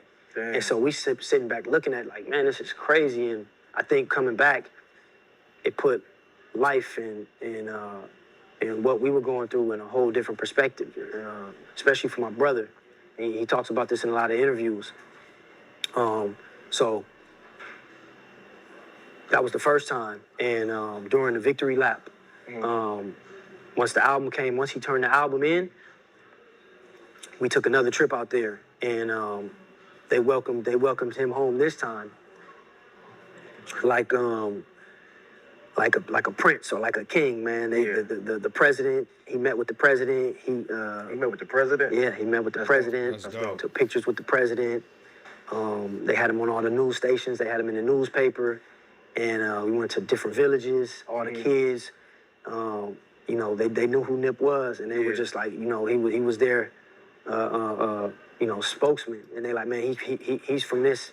So just witnessing that, it was big, and I know he felt, you know, he was the hometown hero. Like, right. You know, and so they were able to show their love and pour that into him in Africa. So that was big. Okay. Back to when you said it gained you a whole different respect for women. Yeah. Okay. Having respect for the women is one thing. Right. But the type of woman you looked for to be with. Yep. How major was that for you when you came back? I think it was major because for us and for me, having somebody wash your hands for you may have been looked down on. For us out here, like, no, I can wash my own hands. And then they were adamant, like, no, hold on. It's an honor for us, and this is what we do as women to all the men in the household, you know, from their father to their brother to their cousins to us that just came that they don't even know. Like, no, sit down. Right. You know, before, this is tradition. Yeah. And for that, it just like the respect that they have for men. It puts a responsibility on the men to go super hard for the women and to protect them and to hold them at such a standard because the respect is given to you. Right. All right, man. If she ain't willing to wash your hands before the meal, throw her away. So the dynamic of, you know, what a lot of us are dealing with out here, where it's a lot of disrespect and where there's no respect, it's just a cycle that we're disrespecting because it put at least for me, it put it in perspective. Like, all right, you got to get it to give it, and you got to get it, you got to give it to get it, and get it to give it, whatever, you know. Gotta go vice versa. Yeah. So back and forth. finding somebody that gives you that is key for me.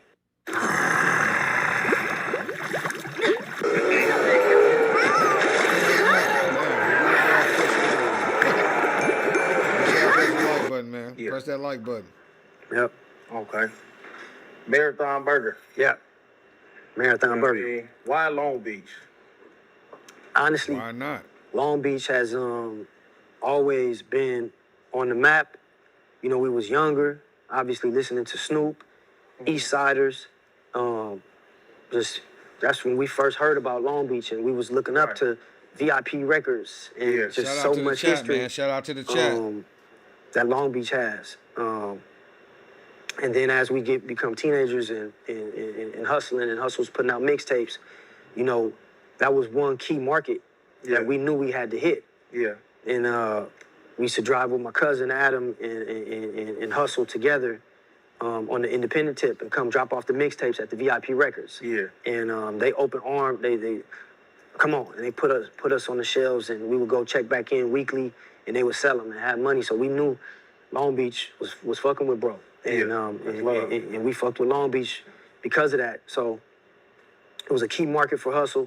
So not to be long-winded, but when we're talking about Marathon Burger, we got to have LA. we had an opportunity on Venice Beach. The next step, we got to find something in Long Beach. Right. So we reached out, and the opportunity came with Snoop's son, Cordell. He man, I can introduce you to the mayor, and you know, he can help find a location. And man, I think he tastes the food. He bro, I'm all in. I want to be a part of this. Are you? Right. You know, is it an opportunity? I'm yeah, for sure, bro. We trying to raise some money. We're trying to scale as fast as possible. With you guys as investors, and also with the expertise and plugging us with the mayor, I think, you know, we could actually. Long Beach has been on our board, and this could actually, you know, happen. And they kickstarted it. The mayor came in, super solid. Man, I didn't even know. I don't know. You know, I must have not been paying attention. I know you guys had a black mayor. Yeah. The mayor seemed so hood and so solid. Rex Richardson. Man, it's just big. I'm this is dope. And he came and just opened the book, opened the play. Hold on real quick.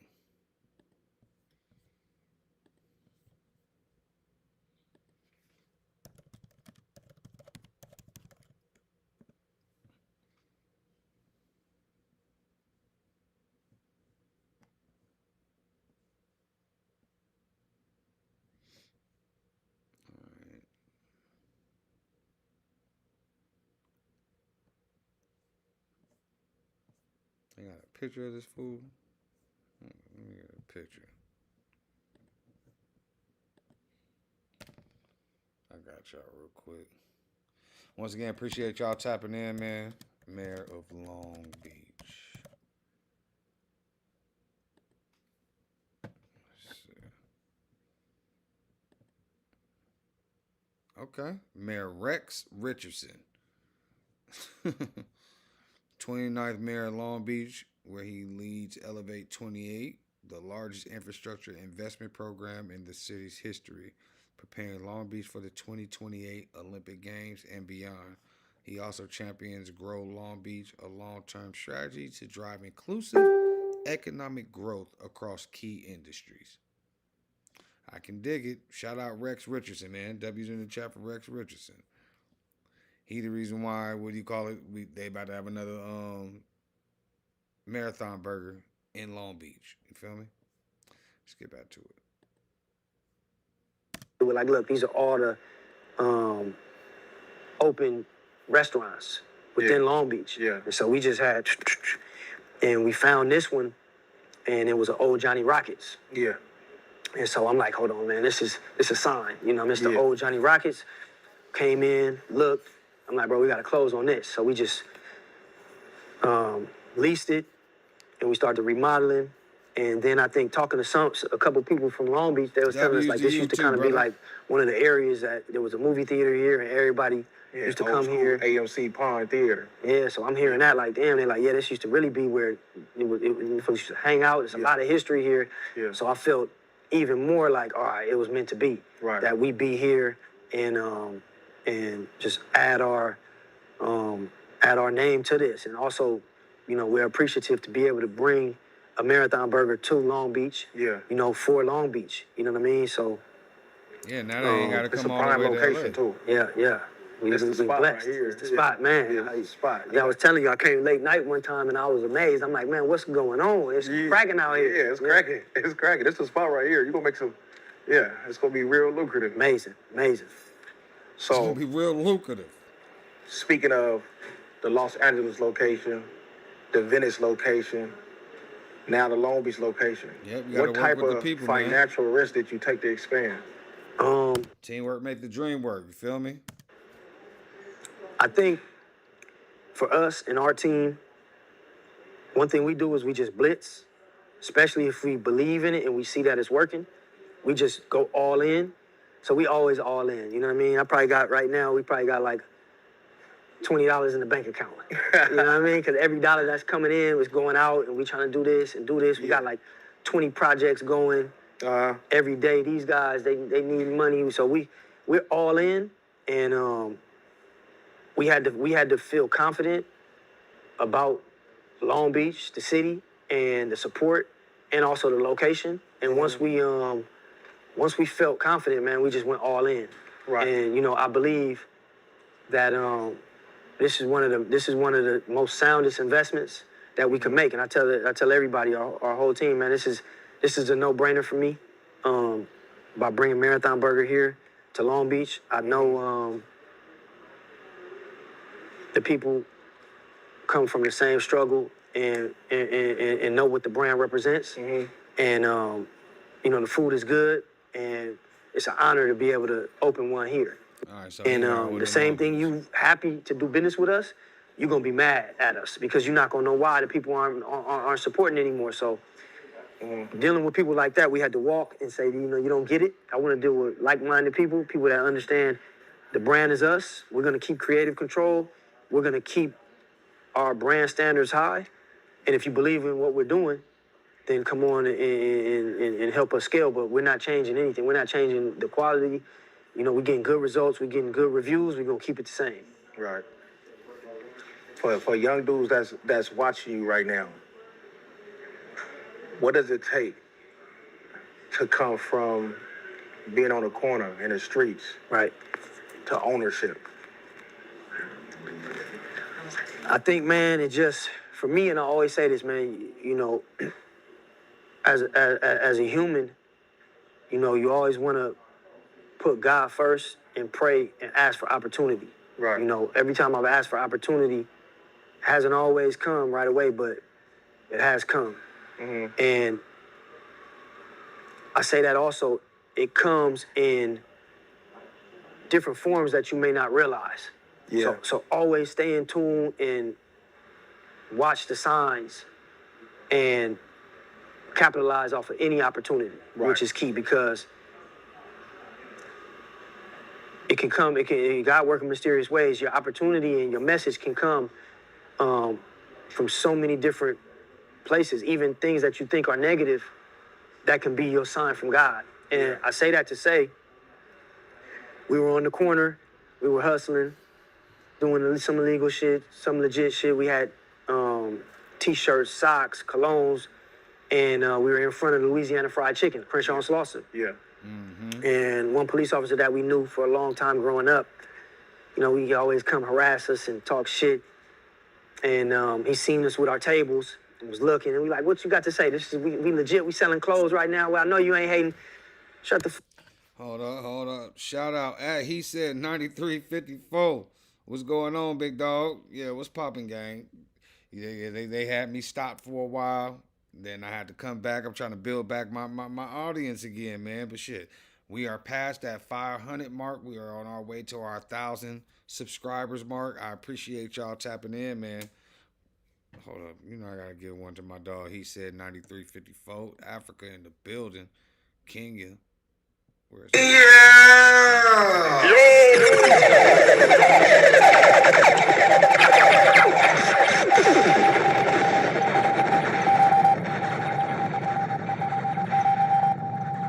I know. I think I'm about to end this video and go hit that up in a minute too, man. I was trying to stay away from it because I felt like everybody was talking about that thing, but King went ham, and 50 Cent is just a troll all the way through and through. Yeah, let's go ahead and listen to a little bit more of this, and then, you know, I might hit up another video. But shout out my dog. He said 9354, man. Fuck up, turn around, put us in cuffs. Yeah.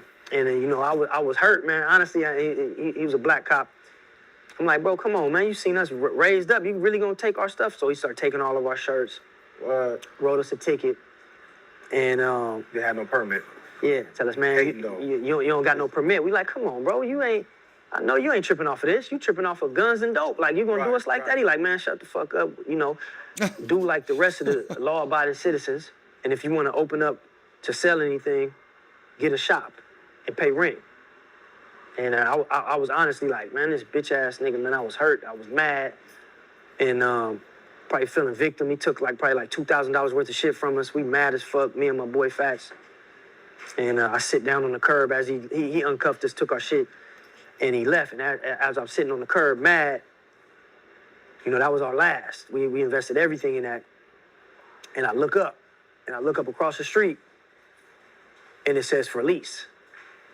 And at that moment, I got the goosebumps. You know what I mean? I look, and I'm like, oh, God, that's the sign. I'm like, that's the sign, and we're going to take this as positivity. I called that number. Yeah. And the product is so good. I found it so useful that it's just natural. I talk about it to family. It's dope as hell, man. And it's crazy. It was like, God might not come when you want him, but he always come on time. And it's crazy because, like, it took them down to their last. Like, you heard him. He said they invested everything that they had, they put into it. And this cop just came and took it all away.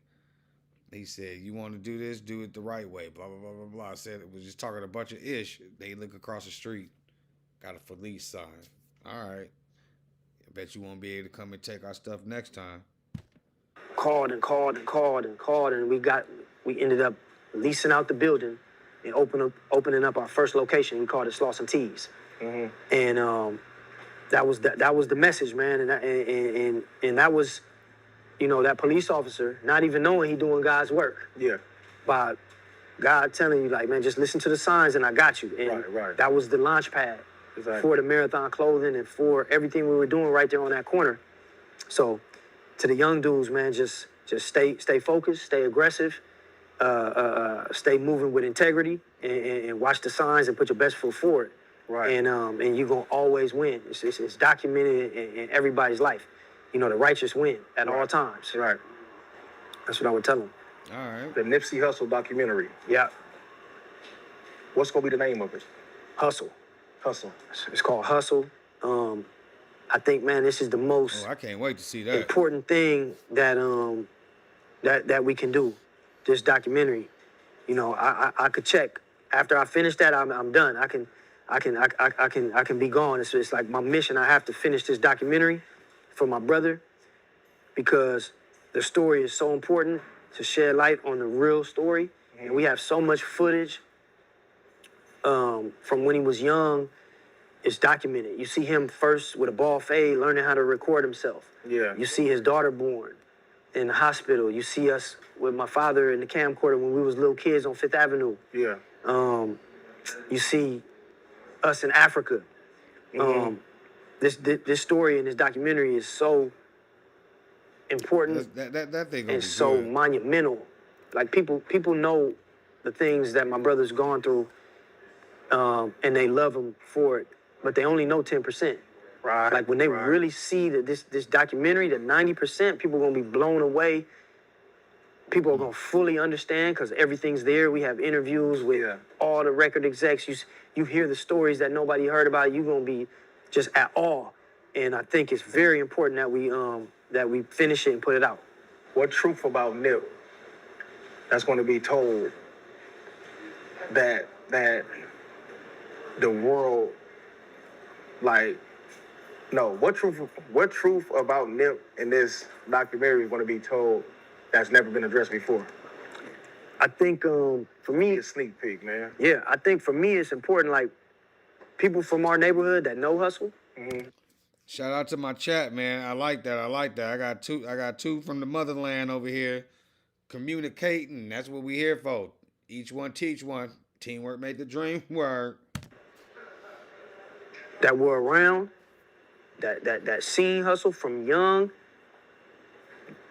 they adamant, and when anybody asks them, they're like, listen, bro, like y'all don't have a clue. Like I know Hussle. Like I know, bro. Like y'all don't even have a clue how crazy and how special and how stomped down and how honorable and how no matter what, against all odds, he gonna stand up and you're gonna respect his demonstration. Yeah. You know, so for me, shout out P Nice for sure. We wouldn't have this interview if he didn't do it. You know what I mean? I'm gonna make sure I put it in the description too. Just making sure that the rest of the world understand this, and it puts everything and all his accolades. It puts all of that in perspective. Right. Because when you accomplish all this, but you coming from this and your morals and your how you conduct yourself through the ups and through the downs, and when it was seeming like it was the whole hood against us. Yeah. You know, and even us, Hussle at that same time would shield us and just go solo. Yeah. And you calling him going like, bro, are you crazy, bro? What you doing? And he like, nah, man. He pulling up, knocking on niggas' doors. Yeah, what's happening? Solo. Yeah. And we like, bro, are you crazy? You got a unit that's gonna go out behind you. Do not do that. But it was like to the next level. Hussle wanted to make sure that the respect was like, you know I got some people that's gonna go for me, but I'm not even gonna tap them in yet. I want you to respect me. I want you to respect me. On my solo. And whatever happened. Man. And whatever happened, I want you to respect me. And with that demonstration, it's hard. It's hard. So people from both sides of the politic had to say, man, salute. And so I think a big part of this documentary is hundreds and hundreds and hundreds of those real authentic stories that will shed light and shed respect on the person. Yeah. And make you fully understand, you know, who Hussle was. And also, man, put a W in the chat if y'all gonna watch that documentary. I know I'm about to watch that thing, man. It's very hard to hold yourself to those standards. Yeah. It's damn near impossible to win out here when you're holding yourself to those standards. Right. Because anything can come with it at the drop of a dime. Right. You know, you demanding your respect. You holding everybody accountable. If your resume looks like this, you're not getting hired. This layout, no structure, no order, it's just too chaotic. To that standard, to treat you with respect. Yeah. In the circumstance and demographic that you come from. Yeah. Being willing to crash out at any second. Right. I think it's hard, but not to be long-winded. That's why this doc is so important for me, man, because from the lows to the highs to the lows, the roller coaster of life, and the roller coaster and just the steadfast belief in himself and in his team. He's seen every situation through and was always triumphant. Yeah. Are there any uncomfortable moments in this film that people want to expect? Man, I think for me, I wouldn't say uncomfortable. I would say emotional. And, you know, you're going to laugh. You're going to cry. Hold on real quick. He said 9354. He said Black Sam has no support from politicians. And every rapper were just riding on Nipsey death. Like, who holding down Lauren London? The marathon don't get promo from rappers. Well, honestly, I don't feel like they need no promo. Nipsey Hussle is the promo. And he always has stood, you know, self-sufficient. You know, I mean, there's nobody that you really have connected him to that he was like somebody was shining a light on him. Like people used to say like he was like the next Snoop Dogg because it's like they both were skinny, had the long hair, both rapping, both from the section.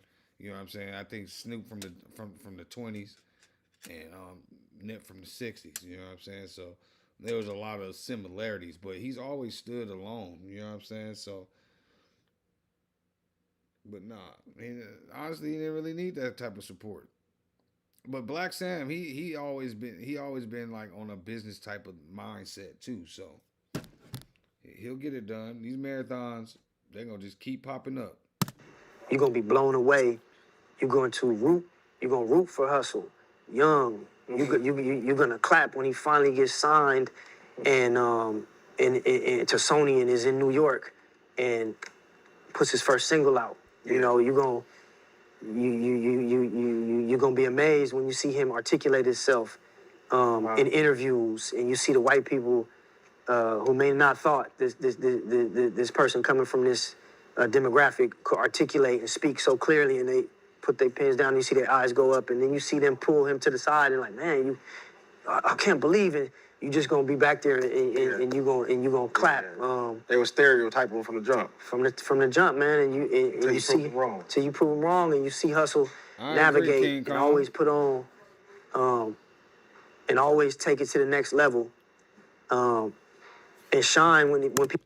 Like, think about it. You ain't heard nothing about any of these marathon burgers being like tagged on, none of them being destroyed, looted, people throwing anything through the windows. Like, there's a lot of respect on Nipsey Hussle name. You know what I'm saying? They got some people that didn't F with him, but there's more people that messed with him, especially now that he gone. So the chances of people being disrespectful to the establishment are very low. And there's a lot of consequence that comes with if you decide to do that. You know what I mean? You're gonna have to think twice messing with the Hussle. People count him out. You know, you're gonna see the journey of life. Right. And I think it's something that at the end of the day, like bro wanted to do. He wanted his thing to be inspirational. So anybody that watched this documentary is gonna come away from this doc inspired to the utmost. Okay. That's good. Was there pressure about what could or could not be shown in this doc? In the doc, no. I think you have full creative control. Yeah, we have full creative control. We made sure that we had the deal structured like that. We ended up going into a 50-50 partnership with Spring Hill, LeBron's company. And so, they came in. Okay. And they helped finance it. They got it to this point where it's at. Nice product. It's probably like 80% done. And from there, we're going to go sell it or give it out for free, whatever happens. But we want to make sure we keep creative control. Because for me, it's important that the whole story is in there. This is not a highlight doc to where we just highlight the Grammys or the good success. This is something where we want to show, where this came from. Where Hussle was raised, the environments, the things that could have went so bad, and the reason why he felt the obligation to stay and bring opportunity to the area. This documentary, we have it, and it paints a picture to when people watch it, they're like, oh man, I had no clue. Right. Like, okay, now I understand why they love bro so much. Right. And for me, and like I was telling the directors and everybody that's helping us with this, it's like when I watched the Malcolm X movie with Spike Lee, Denzel. Appreciate y'all Like, tapping we in, loved man. Malcolm, but me understanding, like, I'm like, oh, I never knew bro was running numbers and was doing this and doing that and hustling. I had no clue. Right. So now it puts a whole nother light on the speeches and everything that he's saying, because I know he came from a real place. Yeah. And I know he's talking from really a genuine place. So for me, this documentary is, if people didn't know, when they see this doc and when they see, they're going to really understand, and it's going to put a whole nother perspective when they hear Hussle interview and when they hear him say something. And that's what it did with the homies in the neighborhood. Like, they're not going to read a book because anybody told them to read a book. Yeah. But if Hussle tell them, like, hey, bro, read this book, they're going to go read that book. Right. And it's because they see somebody that was with them, that been through the same things with them, that's so dope with them, taking it to the next level. Yeah. Mm-hmm. And, one thing with Hussle would say, too, like, man, I never thought the homie would be a cook, or that would be going to class to do this, or get his culinary license, or write a book, or so. Anytime he sees somebody inspired and put effort into doing something different, Right. you know, he thrived off of that. Okay. He loved it. How do you protect family privacy while giving the culture the raw truth? Man, that's one thing I think.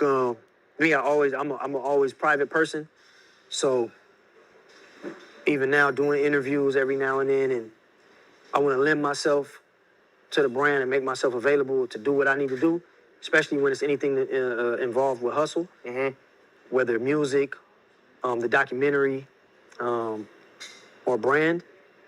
But it is hard, and it is a balance, especially with his kids. We want to make sure that we don't expose them to too much. But man, with social media, TikTok, Instagram, it's so hard. So hard. Just try to stay on it and kind of, you know, be nosy and try to protect as much as possible. But it is very hard. Right. Okay. Was there any footage that was too painful to include? Man, yeah, it's a lot of stuff, man. It is footage that, for me, taking a step. All right, yeah, I heard every single one of them allegations, and at the end of the day, Whack 100, he the feds. He got too much information about each and every person in the damn industry, and is never there. So how does he get all this information in the first place? Second of all, what people do in the privacy of their own home is what they do in the privacy of his own home. And he wasn't saying that Nip was on the down low. He was just saying that he had a video where it was him and Nip. It was Nip, a dude, and another, and his, I think it was the baby mama or something. And, you know, they had a little three-time action. You know what I mean? That don't make him gay. That just, you know, niggas was out here being nasty. But that's his business. You feel me? It is what it is. Me personally, I'm not sharing with it. I'm not sharing with another dude. No other sticks involved, man. Nope. Back. And that's one thing I've asked myself, like, is there some things that should be in it so the people who didn't know, bro, or didn't know could have a full picture and fully understand? And I think that's the medium of figuring out what has to be there, and then also what tastefully we don't put. Right. Is one of the things, man, and that's one of the questions, man. And just you want to invoke emotions, and you want to make people feel every high and low in the story. But man, that's a good question you asked, because that is a hard, challenging thing, and it's something that's really what we're talking about during this documentary. Right. So is it about correcting a narrative that could have been put out there, or is it about legacy? I think legacy for sure. I think for me, I'm selfish, so certain things that I've heard. How's it going? Good. I'm gonna have you help me make a beat using co-producer by output. Sounds fun. W's in the chat for Nipsey, man. Rest in peace. I can't wait to see that documentary, man. I'm like, man, are you kidding me? I'm ready to just go crazy. So for me, by default, the documentary will clear all the speculation or all the fraudulent clickbait, all that. The doc is gonna clear that. Yeah. You know, and hearing certain things, I'm like, man, are y'all crazy? But that's how I know these people were not even front line. Yeah. These people were not even real factors in the hood, because they weren't privy to understand what was really going on. They were getting third-party information. Right. From somebody trying to paint a narrative. Thank you. All day, every because day. anybody, You know it, baby. grandmas, aunties, smokers, homies that was really frontline out in the area, they know the story. Yeah. They witnessed it. Right. It was backdoor politics and talking like, oh man, we thought they was never gonna come around. Oh, this nigga Hussle was crazy. We back in the hood hopping out, and it was phone calls from niggas in the feds and niggas that's tapped in to the streets from different hoods knew what was going on and knew what was happening. So anybody that really knows, you know, I'm in the county jail. I mean, said birds of a feather flock together. King Kong strong. When you see it, it's like it seems you have to go along to get along in Hollywood, and unfortunately, everyone getting down with the get down, and it's just now that we got social media out here now, more people are getting caught and put on blast. This ain't nothing new though. They've been being freaky behind closed doors and having these crazy little X parties and all types of just illicit fun that only they knew about, but now everybody's starting to catch wind of it. And a lot of it, it's like some stuff you just like, well, I mean, you still can't judge nobody for them, whatever they do behind closed doors. But when they start involving like kids and all types of like, you know, then we got to go ahead and be like, throw the book at them. I was in the county jail with when in East Max when your homies was in there super thick. Man, I did it. Okay, hold on real quick. I did an Epstein file one, and y'all did not watch that video at all. Go check out the Epstein video that I already put out, and then if that one go up over 100 views, then I'll do another Epstein, because there's all type of Epstein stuff that I could have been doing, but y'all was acting like y'all didn't, like y'all wasn't interested. You know what I'm saying? Crazy. Love you too, mama. I definitely see it. And you know who name keep popping up more than anybody? Jay-Z name keep popping up. I'm just saying, like, go look at my last 10 videos and tell me that I wasn't trying to put y'all up on it. When the feds indicted, I'm like, it's 30, 35 of them in there. Yeah. You know, and I'm in there on a county lid for a shooting, for an attempted murder. Uh-huh. So stories and people that was in these systems know. And another time I'm in county jail. I'm in certain dorms. I'm getting lined up in this dorm because of what's going on. And I'm going to this dorm squabbling. And so when you hear these certain things and certain narratives and people that know Hussle and that seen Hussle do things, and the people that really know scratching their head like, hold on, what's going on? So for me, for the internet land and the people who are watching from a computer and don't know, I do feel a little bit of vindication, responsibility, right, to give you a real body of work that you can watch. And we got the receipts, we got old footage. You see Hussle in his raw form. You see him young. You see him with the homies.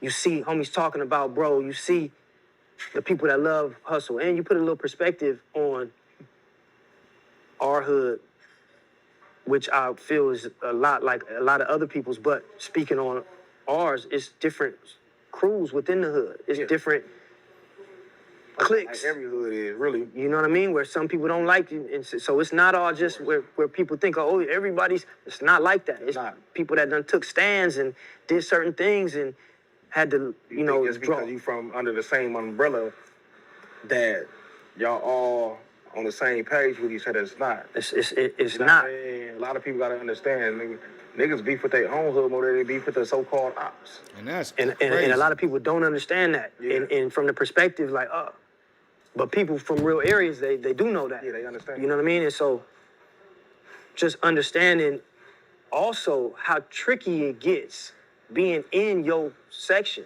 and being in your area while you're getting money. Right. While you're being successful. Right. And you're going through the hate from different crews. And, you know, it's important that people understand that Hussle was not only creating, making music, raising the bar on his craft, while dealing with all this thing is hard. Right. And at the same time, saying I'm not going nowhere. and we ain't going nowhere. Right.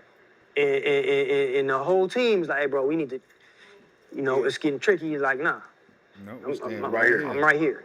We in the heart, Crenshaw and Slauson. We are in the heart of it, and we dealing with everything, from inner politics, police, enemies. You're dealing with everything. Right. But with all that,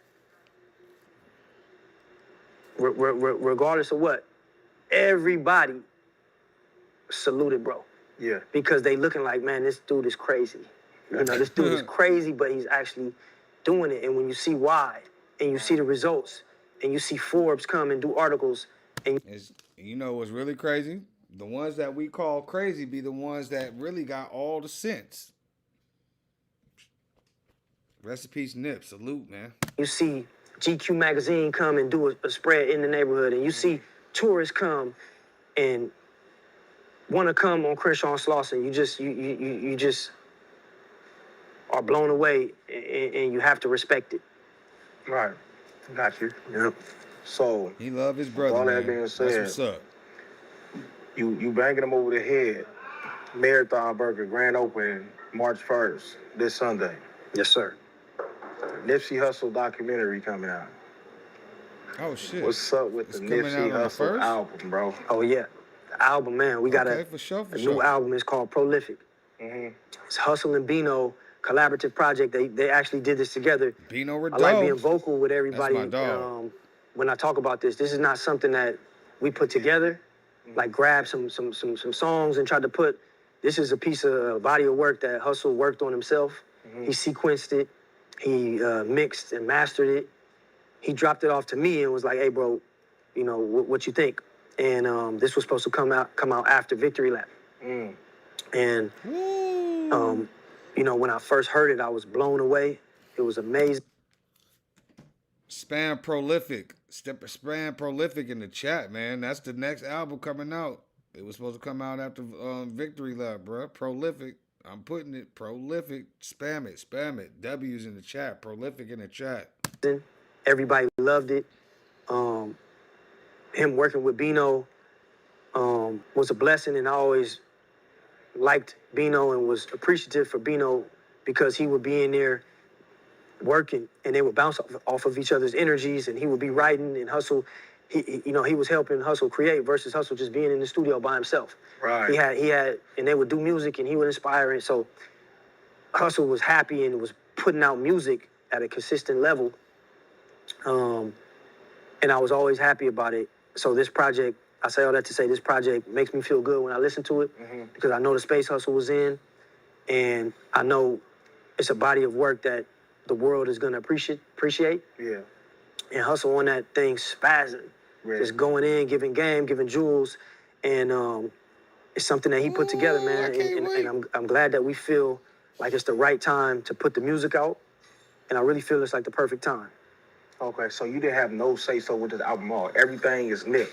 Yeah, everything is Nip. One thing we did do, we heard 3 other songs that Nip and Bino had done.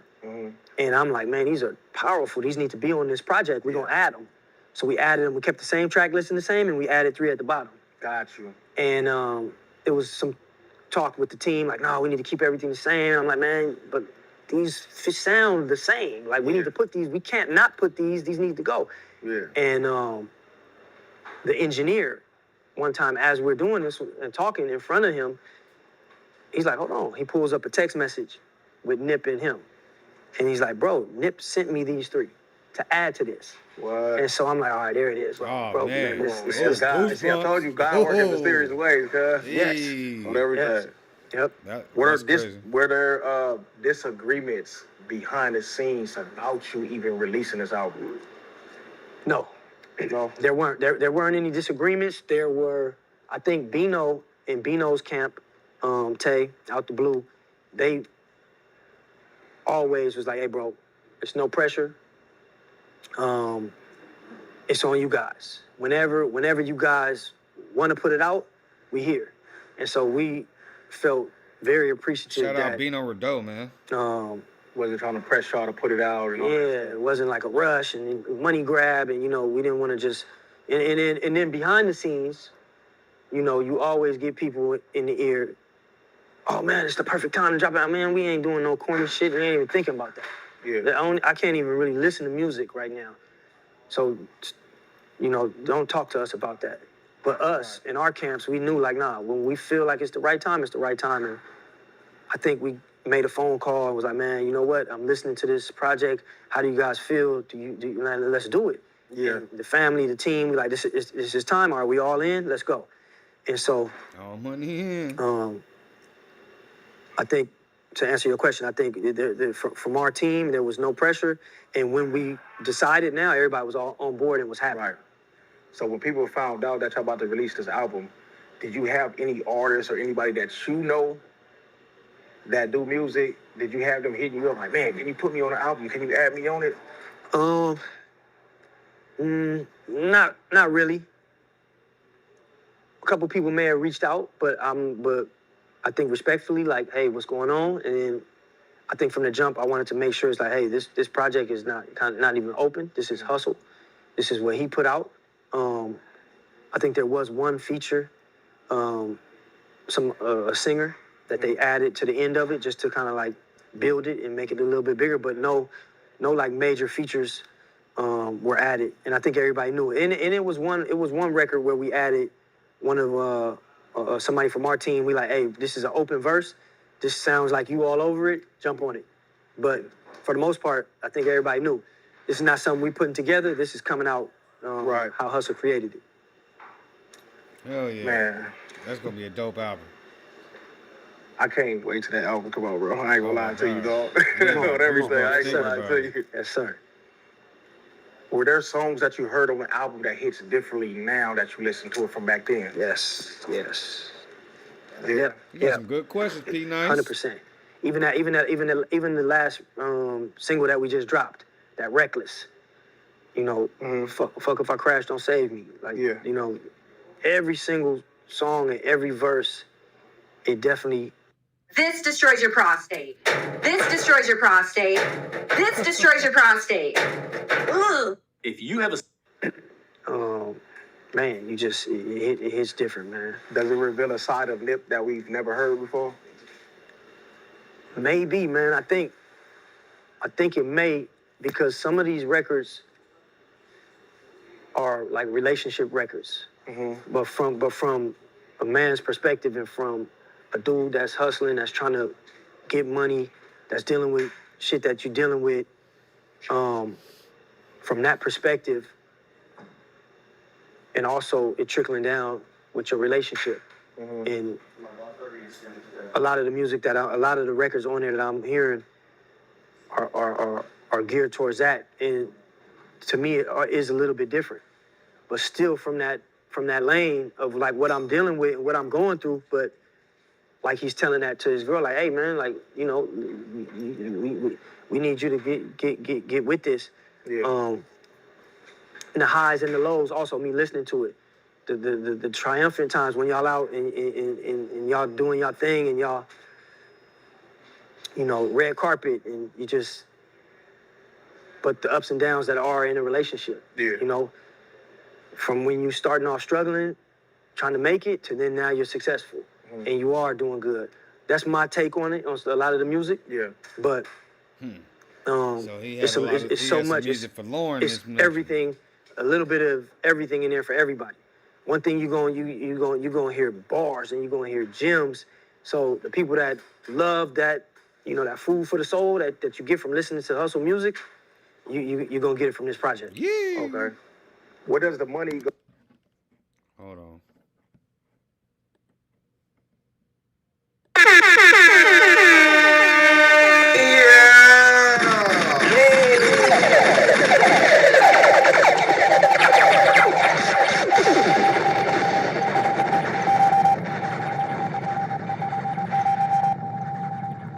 Oh hell yeah.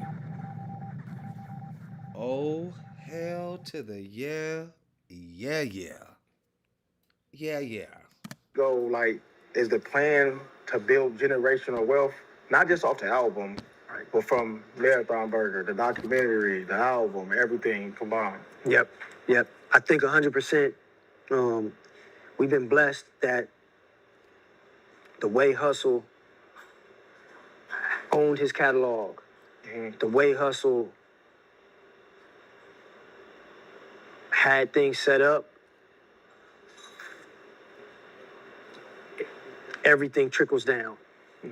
The kids own the catalog. They have trust funds. They own Marathon Clothing. Even anything that we open up, new Marathon Burger, they own that.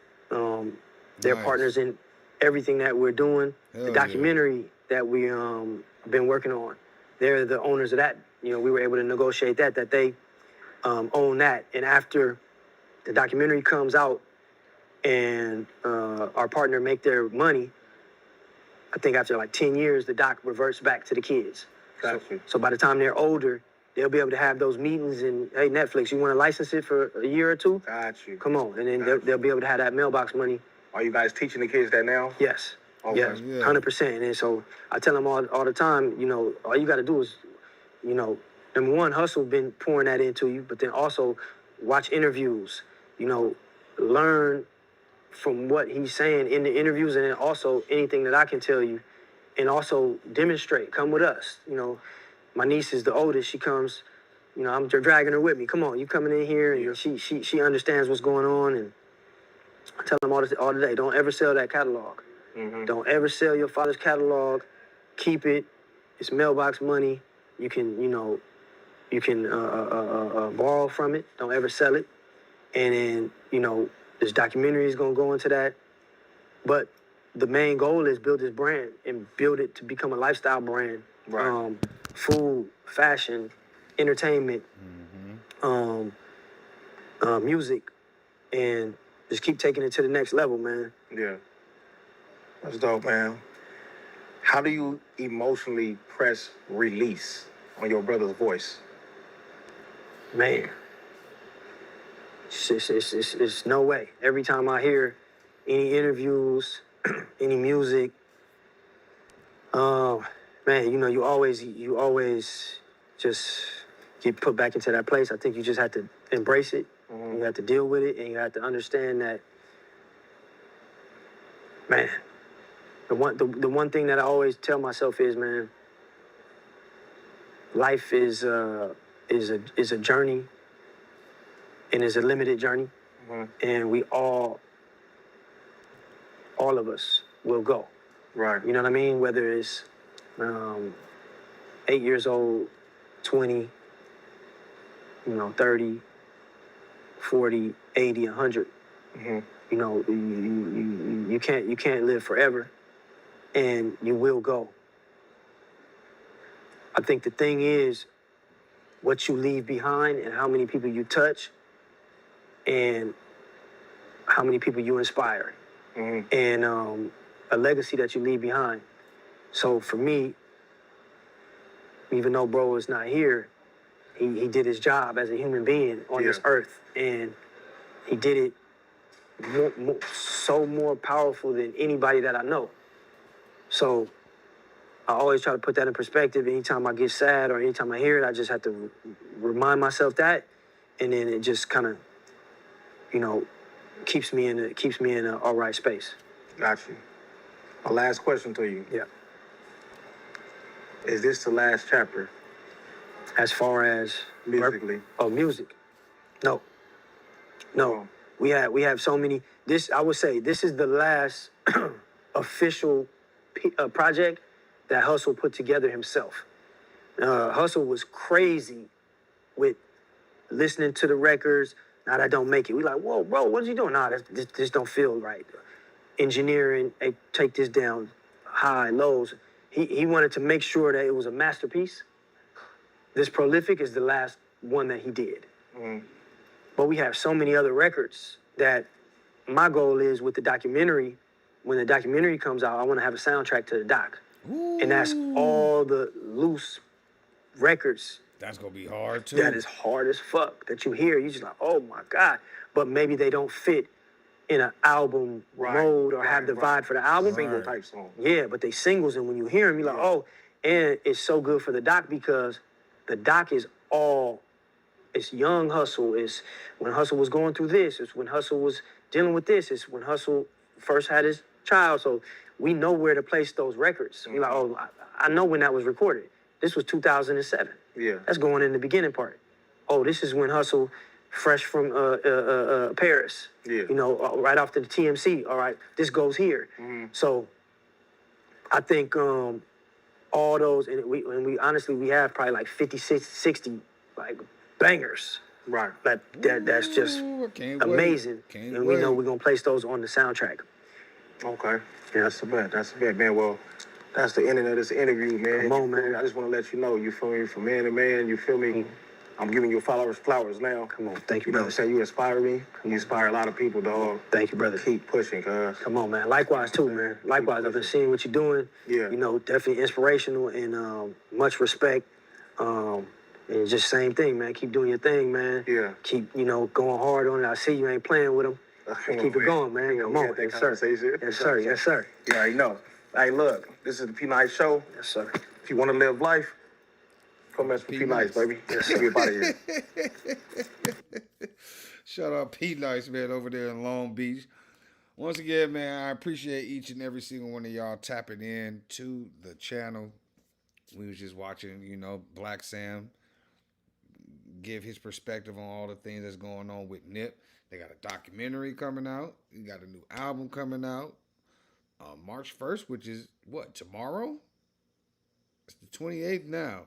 Happy Black History Month, last day of Black History Month. Make sure y'all go on the site, www.alldayeverydayllc.net. Go get you a Black History t-shirt or a Black History hoodie. You know what I mean? Hold on real quick, show you.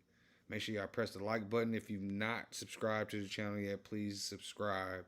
We have reached our 500 mark. For 500 subscribers, I think we have 509 right now. That's all y'all. So thank you so much. We're finally about to get monetized around here, peoples. Yeah, let me show you this real quick though. This is the Black History hoodie. You feel me? Say celebrate Black History Month, February 2026. Bye, y'all. Got the people gathering on drums, piano, all type of stuff. Then you look on the got the 80 ED right there, all day, every day. It's actually stitched in. Got the 80 ED stamp on that one. And then on the back of the hoodie, you already know, you got to represent ADED, all day, every day. Because that's what we on. The grind don't stop. Yeah, feels me? Yeah, feels me. So we got that. And all other types of stuff on here too, man. If you want to support the channel, just make sure you do that. www.alldayeverydayllc.net. Alright. Alright, I'm about to go ahead and take me a little nap. We got a long day tomorrow. You know what I'm saying? But I appreciate each and every one of y'all tapping in. Once again, make sure y'all press that like button. Hit that notification bell so you don't miss out on the next stream. And don't forget to hit the hype stars. And I think now we could do super chats, whatever that means. People can donate money in a chat and then highlight inside of the chat, stuff like that. I be seeing that on academics and them pages. It's kind of cool. Y'all done open up some other things by getting me to 500 subscribers. So let's keep up the good work, man. I appreciate each and every single one of y'all. Like always. You're now tuned in with your favorite dark-skinned friend with a beard.